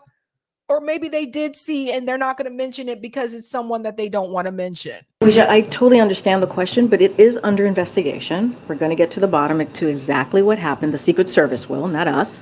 And so we're going to let the Secret Service do their job. I'm just not going to get ahead of if or whens or changes. We just have to let the Secret Service do their job, which they are. You're welcome. So yeah, it has not been a great week for Joe Biden. I don't even know, I don't know what else to say, but it has been interesting times that we are in right now. But there's a lot going on with all of that. So yeah, it'll be interesting if we do ever hear anything else from the Secret Service. I'm going to go to some of these comments in the chat. Thank you for the super chat, Frank. Rome is burning and saying it isn't burning. I heard, for people who don't know, Macron's trying to make it so that people can't really, talk about the protests and things that are happening in France right now. He's going to try to censor that information. Thank you for the super chat, Nicole. The fact that people are shocked is laughable. I'm shocked he didn't appoint him sooner, I think you meant. Yeah, interesting. Thank you, Frank. Elliott Abrams looks like he has to sit on some phone books so he can reach the top of the table. #evil. He did look really short in that. I don't know, maybe it was a low chair. Dwayne says the Democrats must be confronted for appointing people like Abrams and Victoria Nuland. Yes, absolutely. Thank you for the super chat, Nicole. We sure bringing democracy to Ukraine. Good point. And thank you for the super chat, M. Smith. There are different factions of the left. This is true. We're about to get into all of that. Red says there's a video circulating on Twitter of Hunter Biden apparently high on something a few days after they found that substance. Oh, thank you for letting me know about that, Red. I wasn't aware of that. Bill says, yeah, how many camera blind spots even exist in and around the White House? I would imagine 0. Right. Because the main job, like the security is to protect the president, right? in the president's family. So that's why I said they got to have cameras everywhere. And thank you for the super chat, Lorez. Dims so prog. Karina proof LGBT is corrupt as res. Well, I think we all know the fact that she was chosen by Jen Psaki is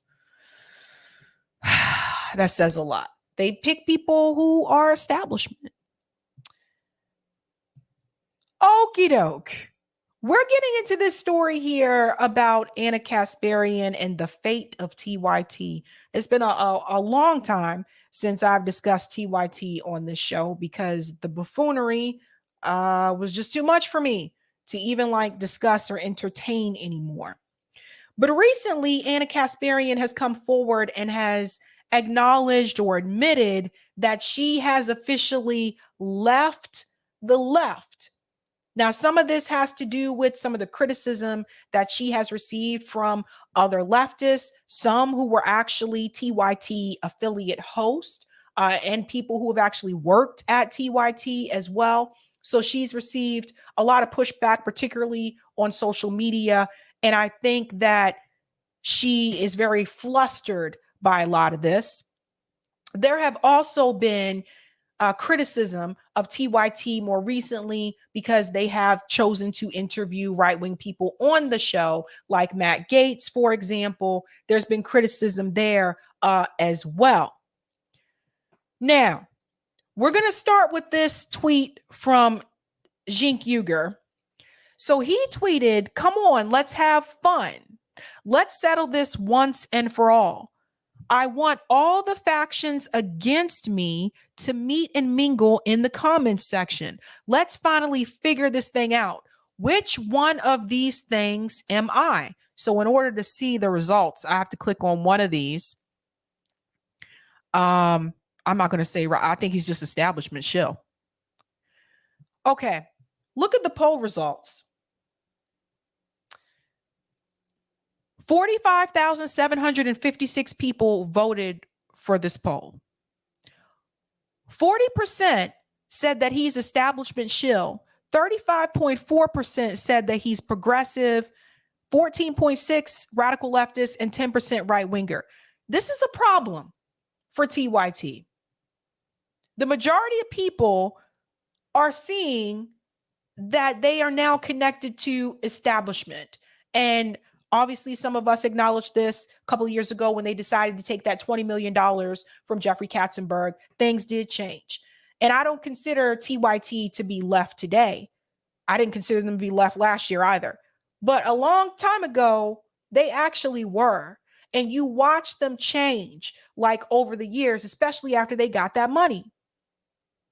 But this is something very telling about Cenk. This is about him, because he's also getting the same criticism. Now, we're going to go to this interview that Anna Kasparian had on the Sitch and Adams show. And I want you to hear what she says in reference to the left. And I want us to think about something for a second. Two things. Number one, is Anna Kasparian correct that the left has a cult-like mentality? And two, is Anna serious about this? Or is this just another, I don't know, reason for her to seek out attention? Think about those two things. I have a lot to say here. Let's go ahead and get into this video. Because I think that there are some stereotypes that the left has kind of bought into about what the arguments are on the other side. And, you know, it doesn't make us sharper to misrepresent what the other side is actually saying. It actually makes us weaker. It is what it is. And they can get as offended as they want. They can get as upset as they want. I don't really care. I'm not a mouthpiece for anyone, any political party, any political group.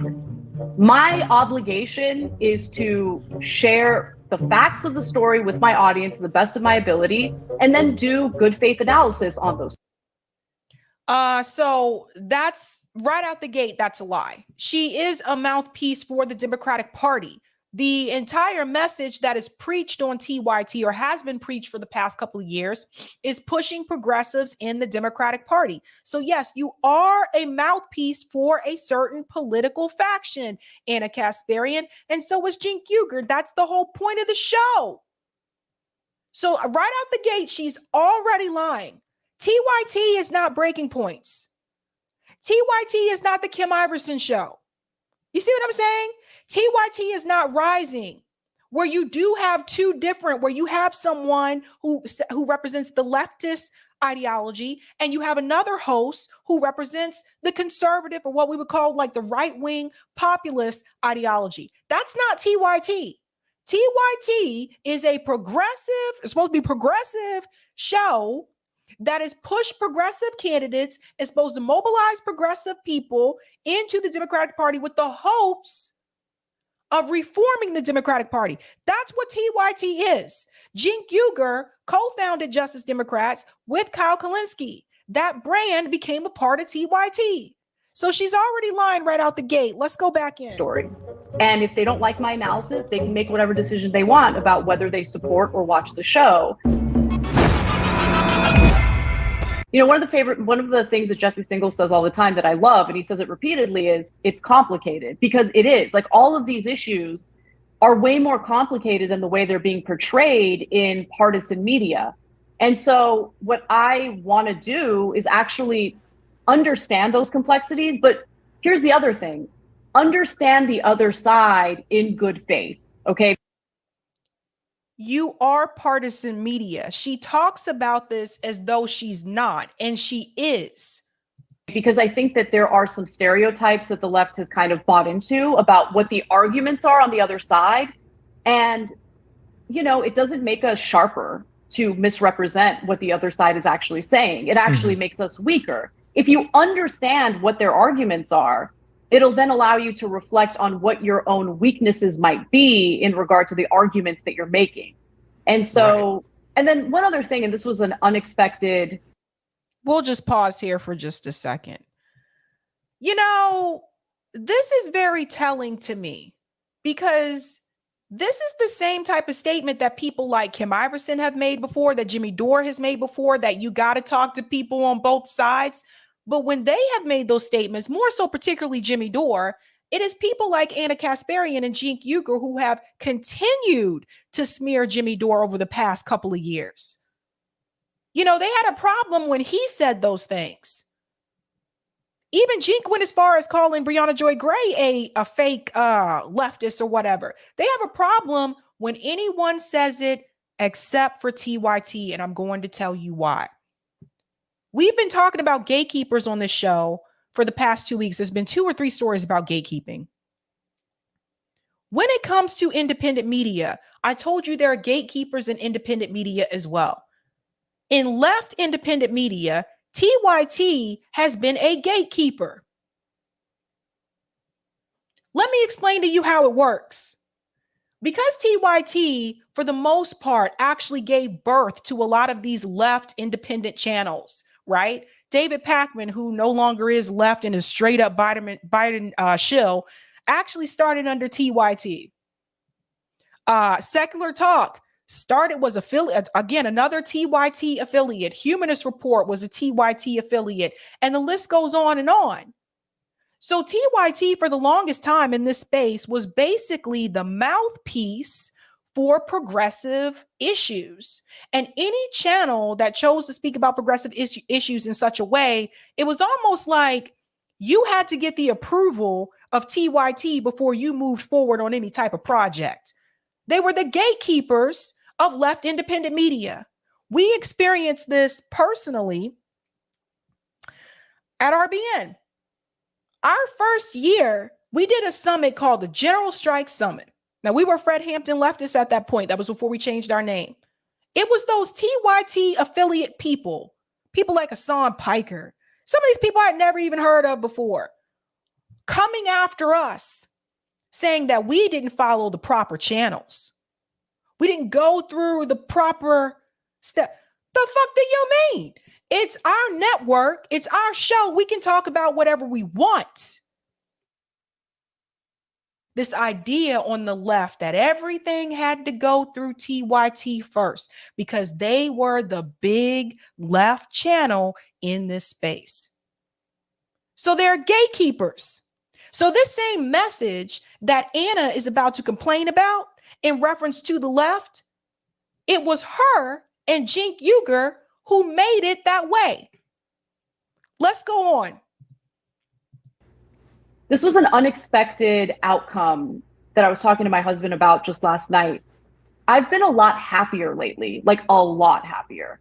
And I think it's because once you actually, and look, I want to make the distinction and like draw out a caveat. I'm not talking about like far right, like militia members. I'm not talking about those people. I'm talking about just mainstream conservatives, Republicans, whatever. Once you actually understand what their arguments are or where they're coming from, it's a lot more difficult to be hyperbolic about things, right? Yeah. Didn't Jimmy Dore say that? Didn't Jimmy Dore say that? But when Jimmy Dore said it, Anna Kasparian spent years smearing Jimmy Dore. He's not left anymore. He's right wing. But it's okay for her to say it. Mm-hmm. And so you kind of start seeing the world around you for what it really is. And there's a certain amount of fear that kind of starts to dissipate, a certain amount of like hyperbolic thinking that starts to go away.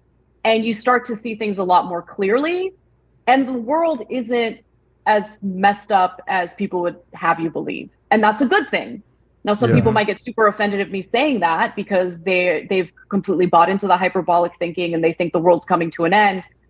And there are terrible things happening. I don't want to minimize that, but we need to be realistic about what's actually transpiring in the country. And for areas where we need improvement or different policy solutions, we should actually have good faith debates about it and come up with those solutions. No, you need to do those things. You see, Anna needs to do those things. Everything the things you hear her say in this interview, these things have been said already. She's late. You see, now she realized, okay, maybe it's okay. It's acceptable for me to come forward and say these things now. Now that she sees that the populist position is more mainstream. So here is Anna telling you, oh, maybe we should talk to people when it comes to the class issue, regardless if they're on the right or not. Haven't people been saying that for years? So I question if she's serious. And I think that the current discourse is standing in the way of that. Mm-hmm. That's really fast. I never thought about that but it makes perfect sense if, people go into politics when they have this very like the other side is either composed of like all racists who want to enable, some kind of fascistic regime against me, or like the other side is all made of like, communists who want to take over the country. Like it's going to put you in this headspace. You're like, oh my God, like I'm in this fight for my life. Like this is like the most important thing ever. And then you're like, well, once you start to see like, well, yeah, there's small pockets of that exist, but the average person is not that. You're like, oh my God, this weight has been lifted from my shoulder. I don't feel like the world is about to end. Yeah. Let me just pause here for a second and just say, again, it was their network. It was the TYT network that created that type of mindset. They were the ones that created that type of thinking. They were the ones that would call people stupid and idiots and all those type of things. If you didn't agree, you weren't exactly on board with them at every single freaking issue. They were the ones who started that. And then other people who were affiliates of those networks did the same thing. You could literally go on Humanist Report. You could literally go on Secular Talk, see the same damn videos, same damn stories, just two different people.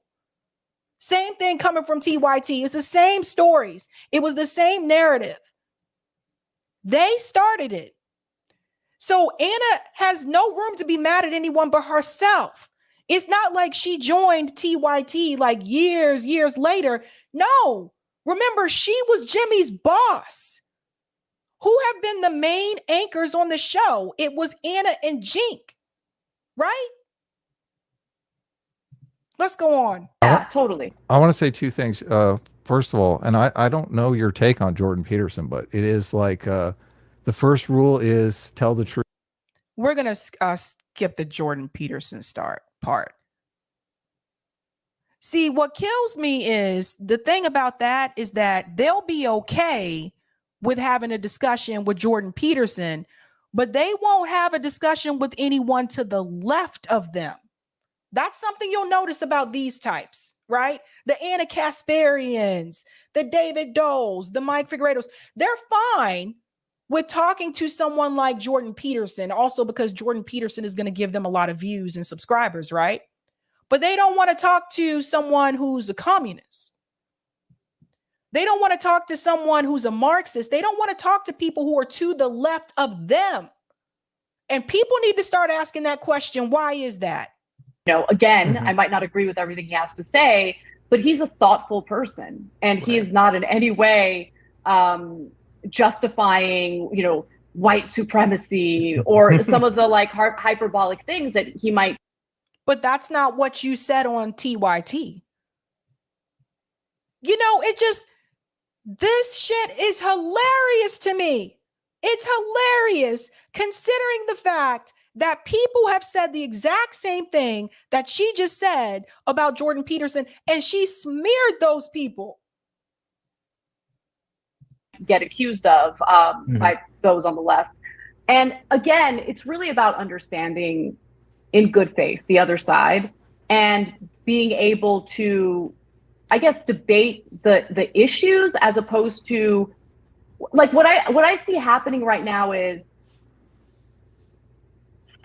I want the left to engage in the argument as opposed to what I see happening, which is them engaging in ad hominem in a lot of cases, character assassination or statements about the individual's character based on their preconceived notions and based on what they heard other streamers say about the individual. It's okay, just take a step back for a second.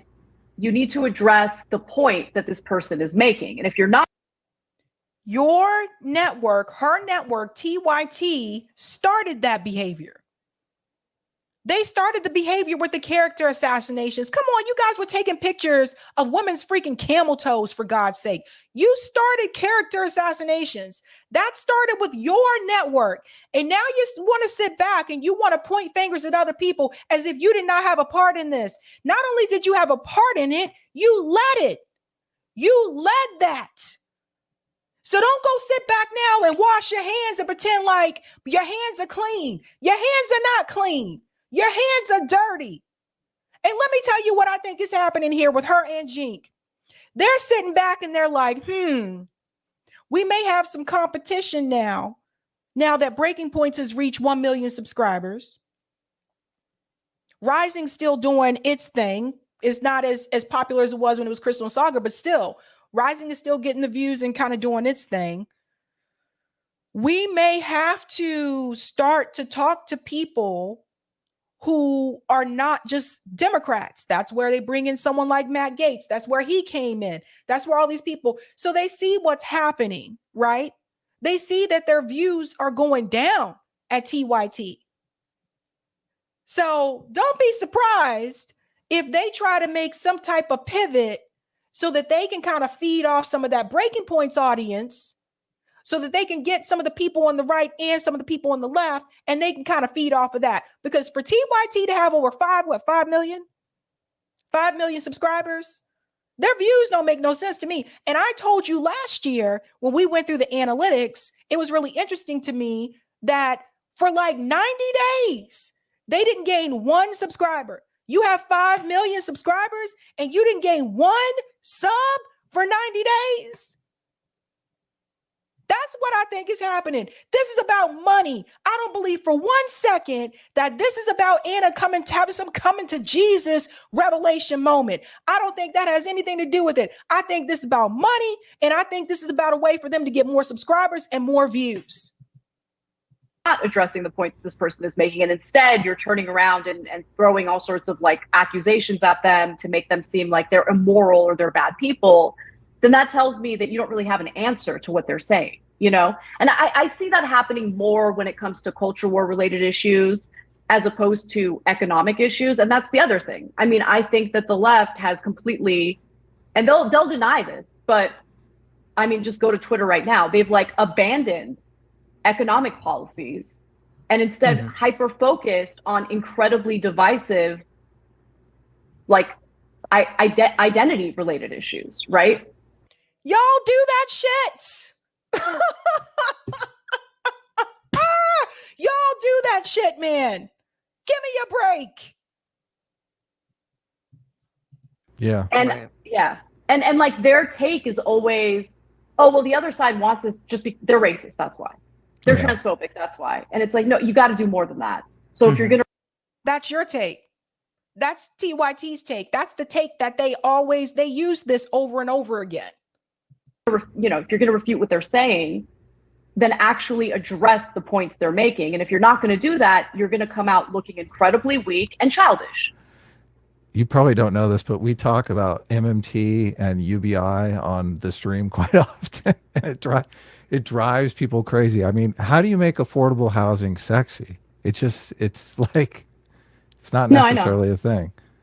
Well, I mean, it's surprising because I did a story just last Wednesday on Airbnb crashing. And, I watched that vid. Yeah. Yeah. And that video, I'm kind of shocked. It got like 200,000 views. It was not something I expected. I thought like, oh, it's a dense, like statistics driven, video, but it did.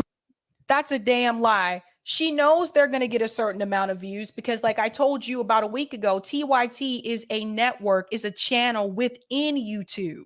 They're not like me. They're not like, RBN. They're not like Hardlands Media. They actually are a channel within YouTube so that they are a part of the corporate algorithm. That's why they were able to get so many subs because they're pushed to the top of the algorithm with the corporate news. So here she is pretending like, oh yeah, I was just so shocked and did a bitch, please. Okay. Like, y'all been on the corporate algorithm for years. That's how you got those subscribers. That's how you got those damn views. Let's just stop pretending here and act like you had to struggle like us regular folk because you did not. Well, and I think that there is a hunger for those types of videos and for that type of content. It's not going to go super viral like some hyperbolic, video about like a police shooting or about an alleged Karen, right? But I don't really care. Like I just look, I don't want to be part of the problem. I don't want to add to this toxic discourse that does nothing to improve anyone's life. And I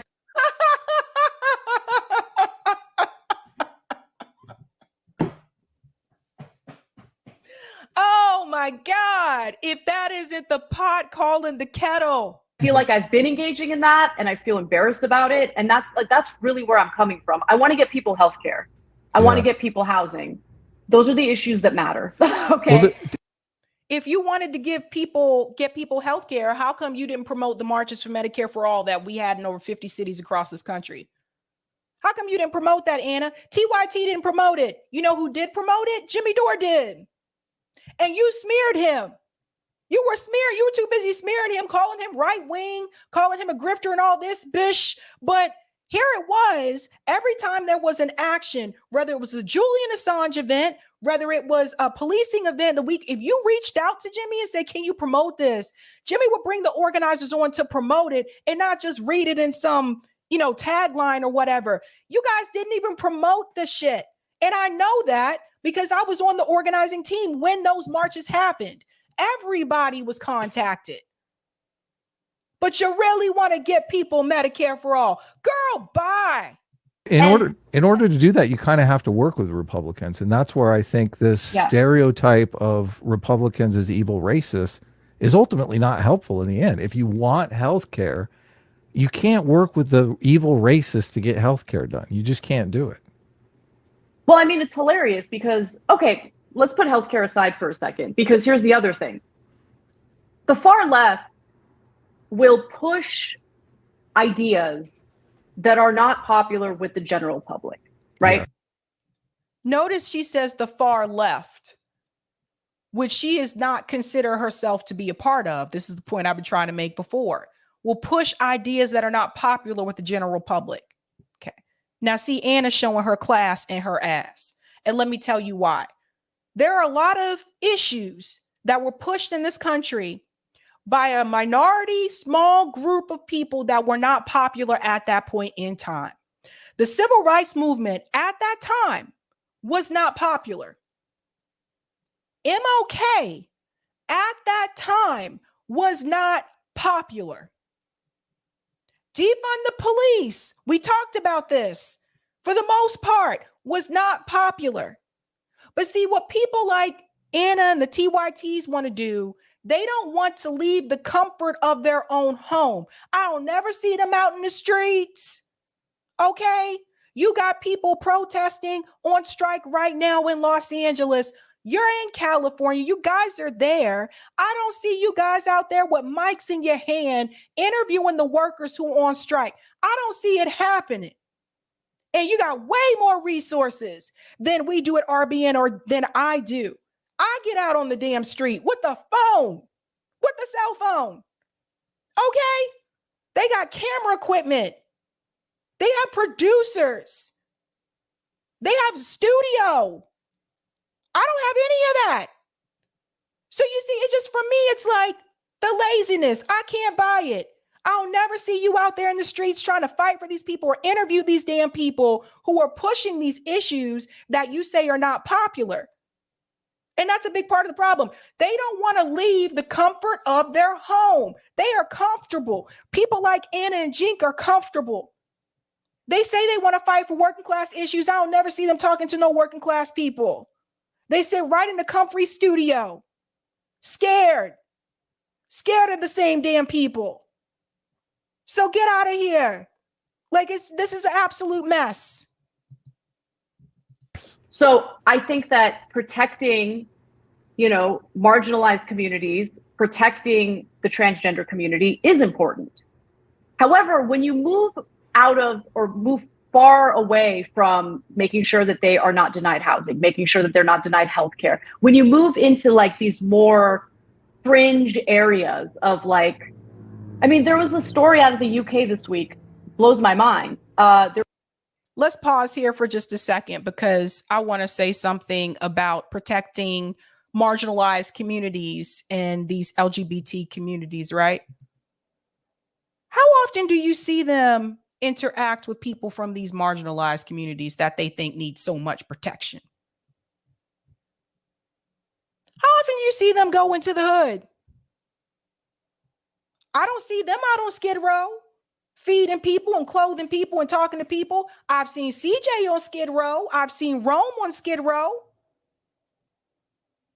How often do you see them interact with these people that need this protection? They want to interact with the people in their class. They don't want to put themselves in a position where they're going to be uncomfortable, particularly Anna Kasparian.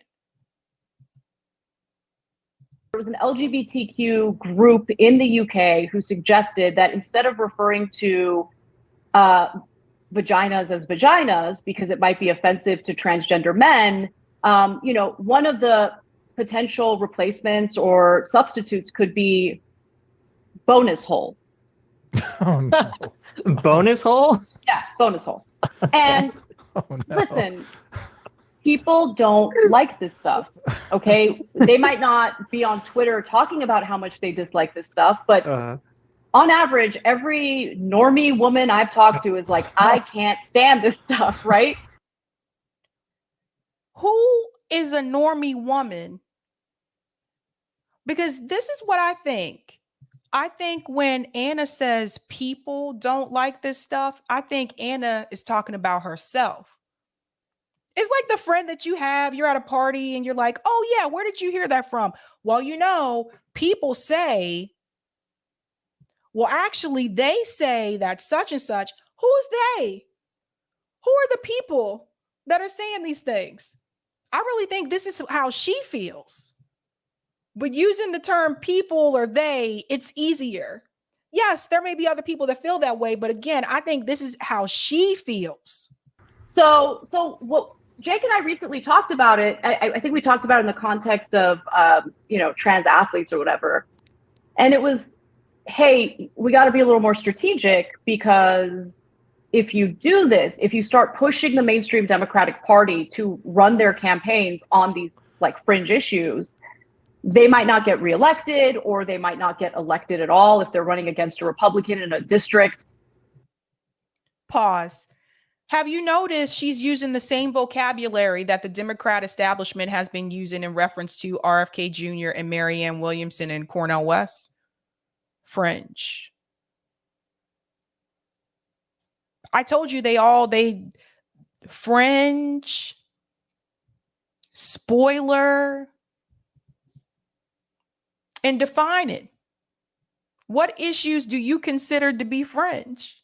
Maybe that's just what she considers to be a fringe issue. To other people, it may not be a fringe issue. But again, the idea is that they're using the word fringe as though it is something that is bad. And I've said this before, to some people, fringe is not a bad thing.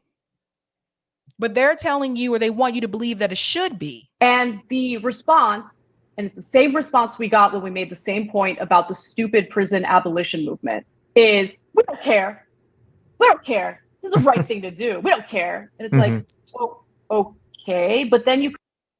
Hold on one second. See, this is where she shows her class. Watch this. They might not get reelected, or they might not get elected at all if they're running against a Republican in a district. And the... So what? You should only run on an issue if you know for sure it's going to help you get reelected. If you don't know for sure, you should not champion that issue. You shouldn't run on that issue. Forget what you believe. She wants to take the easy way out. Listen to this part. The response, and it's the same response we got when we made the same point about the stupid prison abolition movement. The stupid prison abolition movement. Didn't Olami Aloran come on to TYT and have this discussion with Anna Kasparian and Cenk Uygur face to face and explain to them what prison abolition means? And Anna didn't seem to think it was stupid during that conversation. She didn't say the word stupid once, but now that you're off the screen with someone who is a prison abolitionist, and now you're just talking to two people who obviously are not, now it's okay for you to call it stupid. See, this is how she really feels. This is what she really thinks. This is Anna showing her class.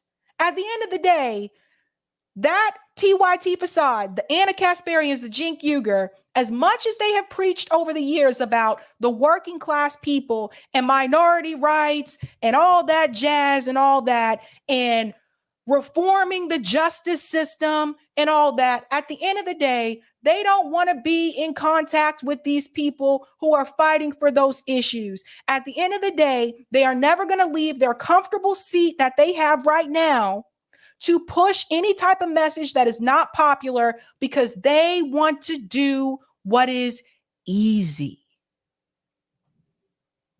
They don't want to do what's difficult. They don't want to have to fight. They want to take the easier path that's going to give them money.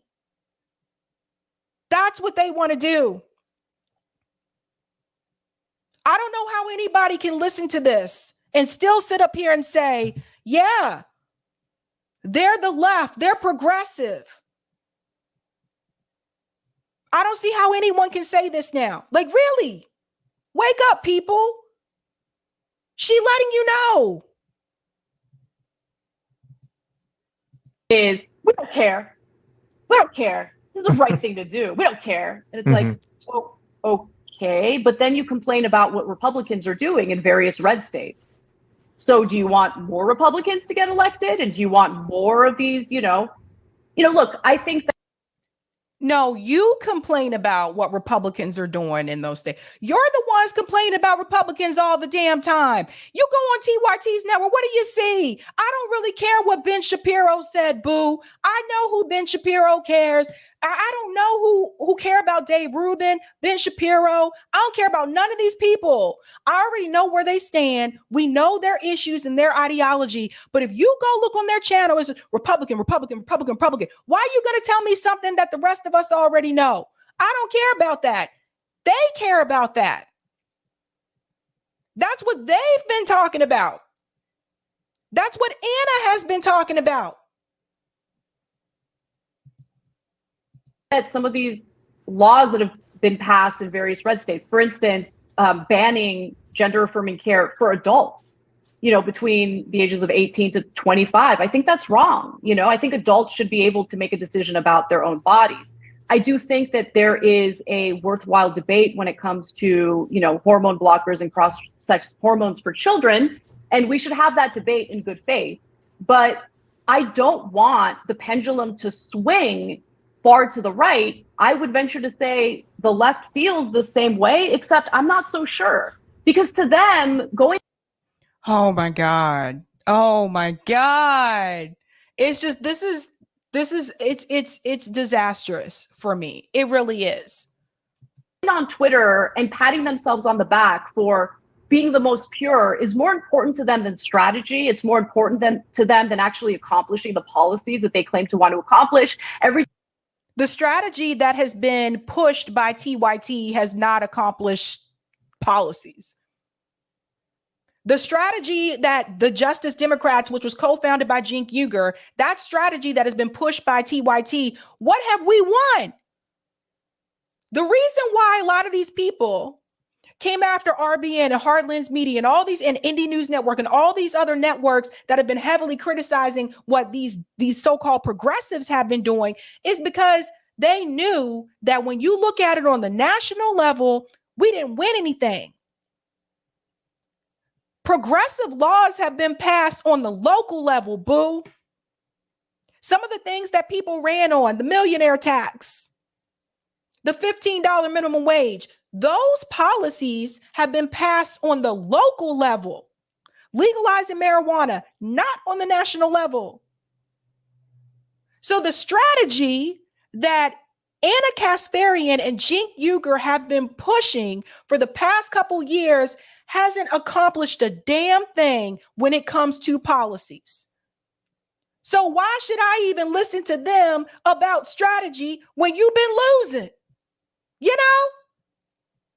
That's like me if I was,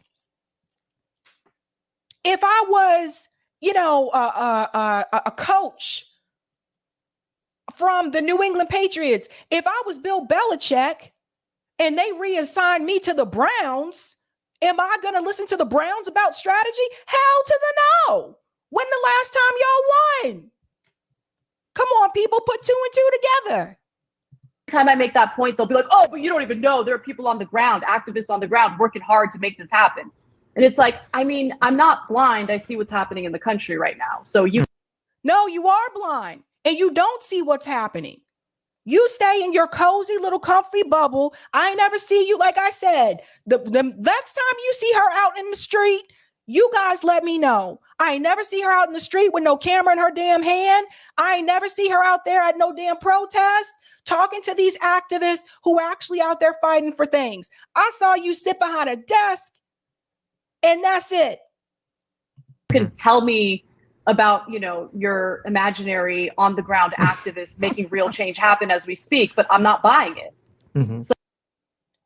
So you see how she talks about the activists? She said imaginary. She's not buying it. The same people that she's never even spoken to. The reason why she's not buying it is because she doesn't see it happen on a national level. So therefore she dismisses it. A lot of the activism and organizing happens on the local level. If she actually talked to people who are activists and organizers, she'd understand that. If she got her ass up out her seat and actually walked around and talked to people in the community, she would actually see that. But she's not going to do that because she is lazy. She is going to do what is easy. They are the gatekeepers and they continue to push this narrative.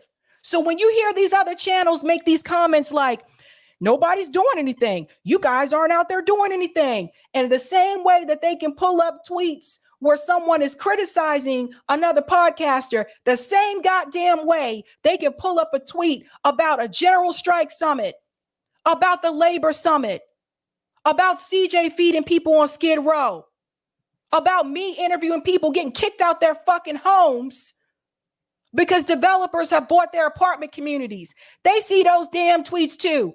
They choose not to mention it because they are following the path of people like Anna Kasparian and Cenk Uygur, that TYT gatekeeping philosophy of not pushing, promoting any type of organizing, any type of mutual aid or activism efforts. And some of those goddamn people who are doing that have been on our fucking show when we had those platforms.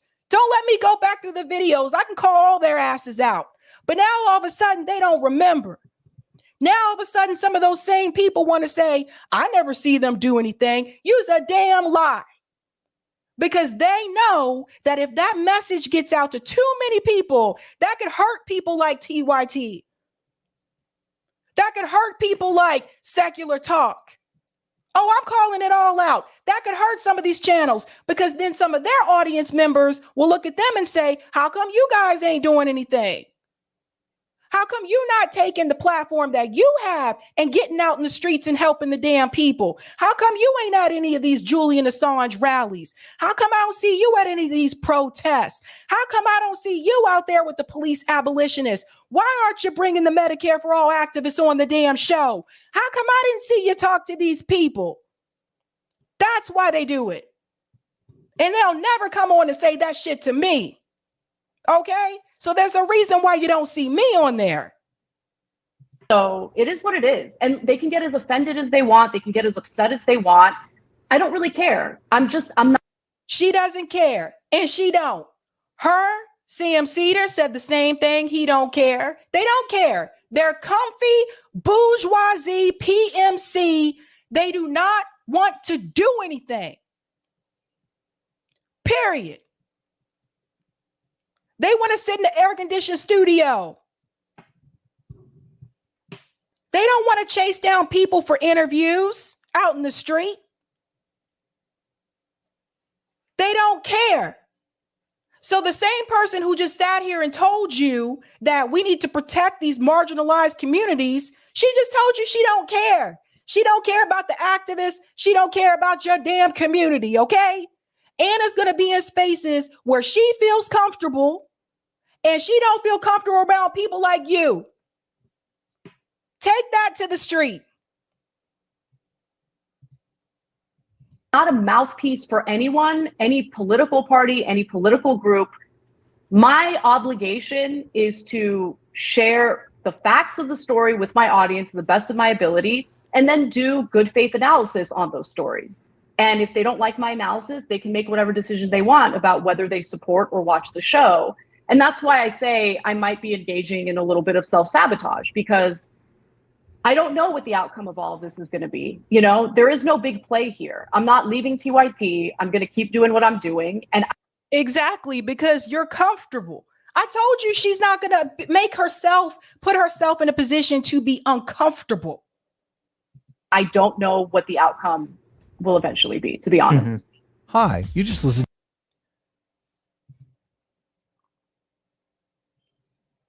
So let me tell you something, guys, and I'll just keep it real. This is the woman complaining. Now, she deleted this, but screenshots are a motherfucker. Nick retweeted this and said, all the TYT stands who used to call Jimmy Dore and everyone else right-wingers look dumb right now. Anna tweeted this. The civil rights movement did not use the same strategies as the trans movement. They didn't barricade speakers they disagreed with in a classroom for 3 hours. They persuaded through nonviolence and showing America their humanity. You scroll down, this tweet has been deleted.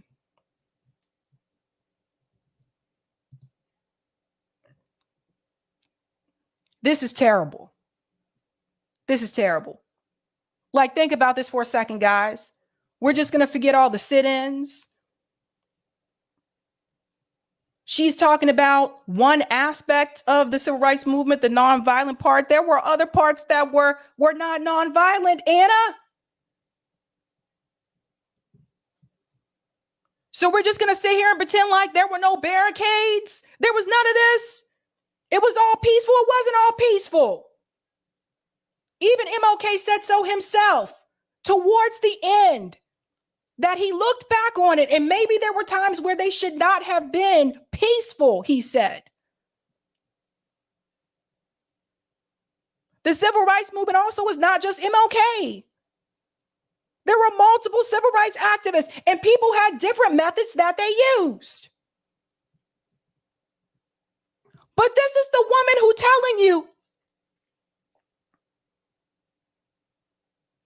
for a long time in this space, people have been getting their message. They have been led by the Anna Kasparians, the Sam Cedars. For the longest time, most of the commentators in left independent media were white men.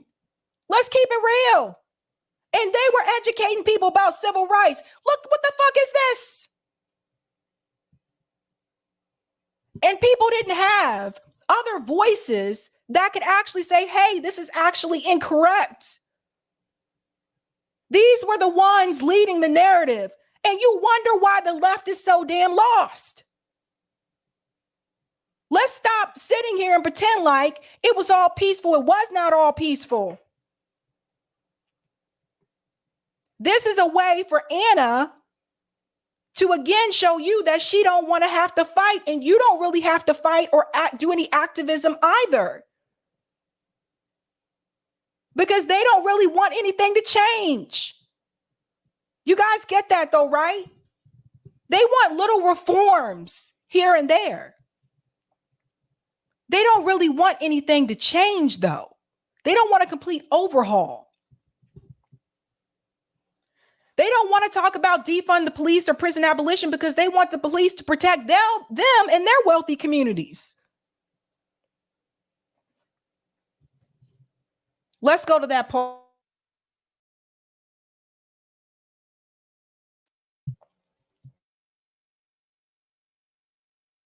Okay. So the cult-like behavior, this is interesting. Is Anna right? Does the left have cult-like behavior? 75% said yes, 13% said no, and 12% said not sure. And what I would add to this, that's 957 votes, what I would add to this is that TYT created that behavior. So she has no one to blame but herself. All right, Eric, I'm going to take a quick break. I think we have super chats to read and comments on Rockfin. And I'll be right back. All right. We'll do call in when I come back. Yeah, we are doing call in tonight. In fact, we'll put up a little Sabby call in coming soon as our official banner up here. Yeah, on call in, we want to hear what you think. This is where we give our Sabrina a little break before we start the call in. Let me bring that up. Here we go. All right. Tonight's going to be about cult behavior on the left. We want to hear what you think about this topic. Of course, as always, on the Sabby call-in, you can talk about anything you want. You can, hey, Ravina, thanks. So you can talk about that. You can talk about any other topic. I pasted the call-in link in the chat. You can get into it with your browser, or you can install the call-in app on your cell phone and move the right screen here and search up Sabby Sabs, and you'll get into call-in. All right, let me knock off some of these chats. We got a good number of chats that came in along the way here. Thanks for the super chat, Roger. He forgot to put Union Buster as an option. I think he was referring to something earlier. But thanks for the chat, Roger. From Ms. Sabby, nobody's been paying attention. Summer Davos just happened in China, and it was only BRICS countries. The theme, the new champions. Thanks for that, Ms. And then Dan put in this one a while back. I don't buy it. The numbers are down, and this is a calculated pivot. And yeah, I think that's a good interpretation of what's going on with Anna here and the TYT stuff. We had Eric Jolie became a new member. Thanks for signing up there. JB Font said, Sabs, is Anna going to apologize to Jimmy Dore and Aaron Mate? Yeah, I think we'll be waiting for that one for a while. And Dwayne said, yeah, she's been accusing Jimmy Dore of simping for years. You kind of got the hypocrisy dial going up to 11 on this one. And from Paul Wolff, politics is all about toxic discourse. Yeah, that one was interesting. It's there's definitely a thing out there with the way our politics works. It's a lot about distraction. It's a lot about getting you to focus on really anything that doesn't threaten the billionaires and the corporate status quo. That's really what a lot of this comes down to, and it's all part of follow the money. It's all part of framing really everything. Really it's the top 0.1% versus the rest of us is really what all this stuff, like if you put things in that framing, I think you get a lot of clarity. And so the toxic discourse is all about distraction, so that we're not talking about the real economic issues. Thanks for the super chat, M. Smith. She literally tried to blackmail Jimmy. Yeah, and that's referring to it at one point when the TYT and Jimmy Dore fight really blew up. He really showed in tweets and messages that he received that they essentially, threatened with doing basically a fake Me Too on him if he basically kept coming at them. And and when that happened, Jimmy put it all out there, and I think it was pretty clear what was really going on at that point. From intermediary fossil, don't focus on the solutions to economic equality. Instead, focus on genitalia. Got it. It's this whole thing, and some of the trans stuff comes in, is used that way, and it's again to distract against the economics and the class issues. It's like, oh, look at this scary trans thing. Look at this. Look at this culture war thing over here. And Sabby's going to be back in a little while, and we're going to be starting calling, and I'm just finishing up here. And from 007 Angelo, happy 4th, Sabby. Ever since TYT took the 20 million, I lost all respect for them. Anna Me Tooing Jimmy just showed what a POS she is, pure grifter. Yeah, it's always follow the money. There's an old Cyndi Lauper song, money changes everything. And I don't know if they were ever that great, but the money definitely showed you where they were at. Thanks for the super chat, American Autopsy. These Yakubians really showing out this year. Thanks for that one. I'm probably reading it wrong, but thanks for that. And thanks for the super chat, Seeking Freedom. Let the church say amen. Yeah, I think when Sabby was really letting you know it out there. And I know we got something on the rock fins from Mr. Roger. Let me move a few windows around here and bring up the rock fin. And the way we like to do it, we just got to change a little click here, a little click there. There it is. All right. Come on. There we go. Thanks for this tipped comment on Rockfin, Roger Meadows. Democrats, and this is hitting on the earlier story about the cocaine in the White House. And if you want to talk about on that on call-in, you can as well. But thanks for this, Roger. Democrats placing cocaine in places anyone can easily find on purpose, just like when women intentionally leave weaves in your dresser drawers so your girl can find it. Or worse, when you don't get in trouble for your roommate cheating. I don't know how that got there. I don't know, Roger, do you talking from experience in some of these illicit discovery issues? Boy. I heard that one. Yeah, it's like, I heard what that you put one. out there, Roger. Roger, is there something you need to tell us? All right, you'll have to tell us on call-in what the backstory is. Yeah. All right, And John to Emily. call-in. Yeah, John to Emily, I see your RBN and Jimmy Dore is not right wing. Well, thank you so much for that, John to Emily. They know that. They know that. Like I said, Their goal is to suppress any type of activism, any type of mutual aid actually happening, because they ain't doing anything. Okay, we're going to talk about this on Call In, episode 115, Cult Behavior on the Left. Anna Kasparian has decided to leave the left partly due to cult-like behavior. Is she correct? And my statement on this is, you know, it was her network that established that type of mentality that she seems to be against now. The link is pinned to the top of the chat. I'll see you guys over there. Tomorrow, I'm going live at 4 p.m. Eastern time. So I'm going live earlier because Dr. Jill Stein is coming back on. We're going to talk about Dr. West's campaign. She's his campaign manager. So we're going to talk a lot about that and much, much more. So don't miss that tomorrow, 4 p.m. Eastern time. So let's go ahead and head on over to Call In. You know how we do this. Have a good night. Keep up the fight.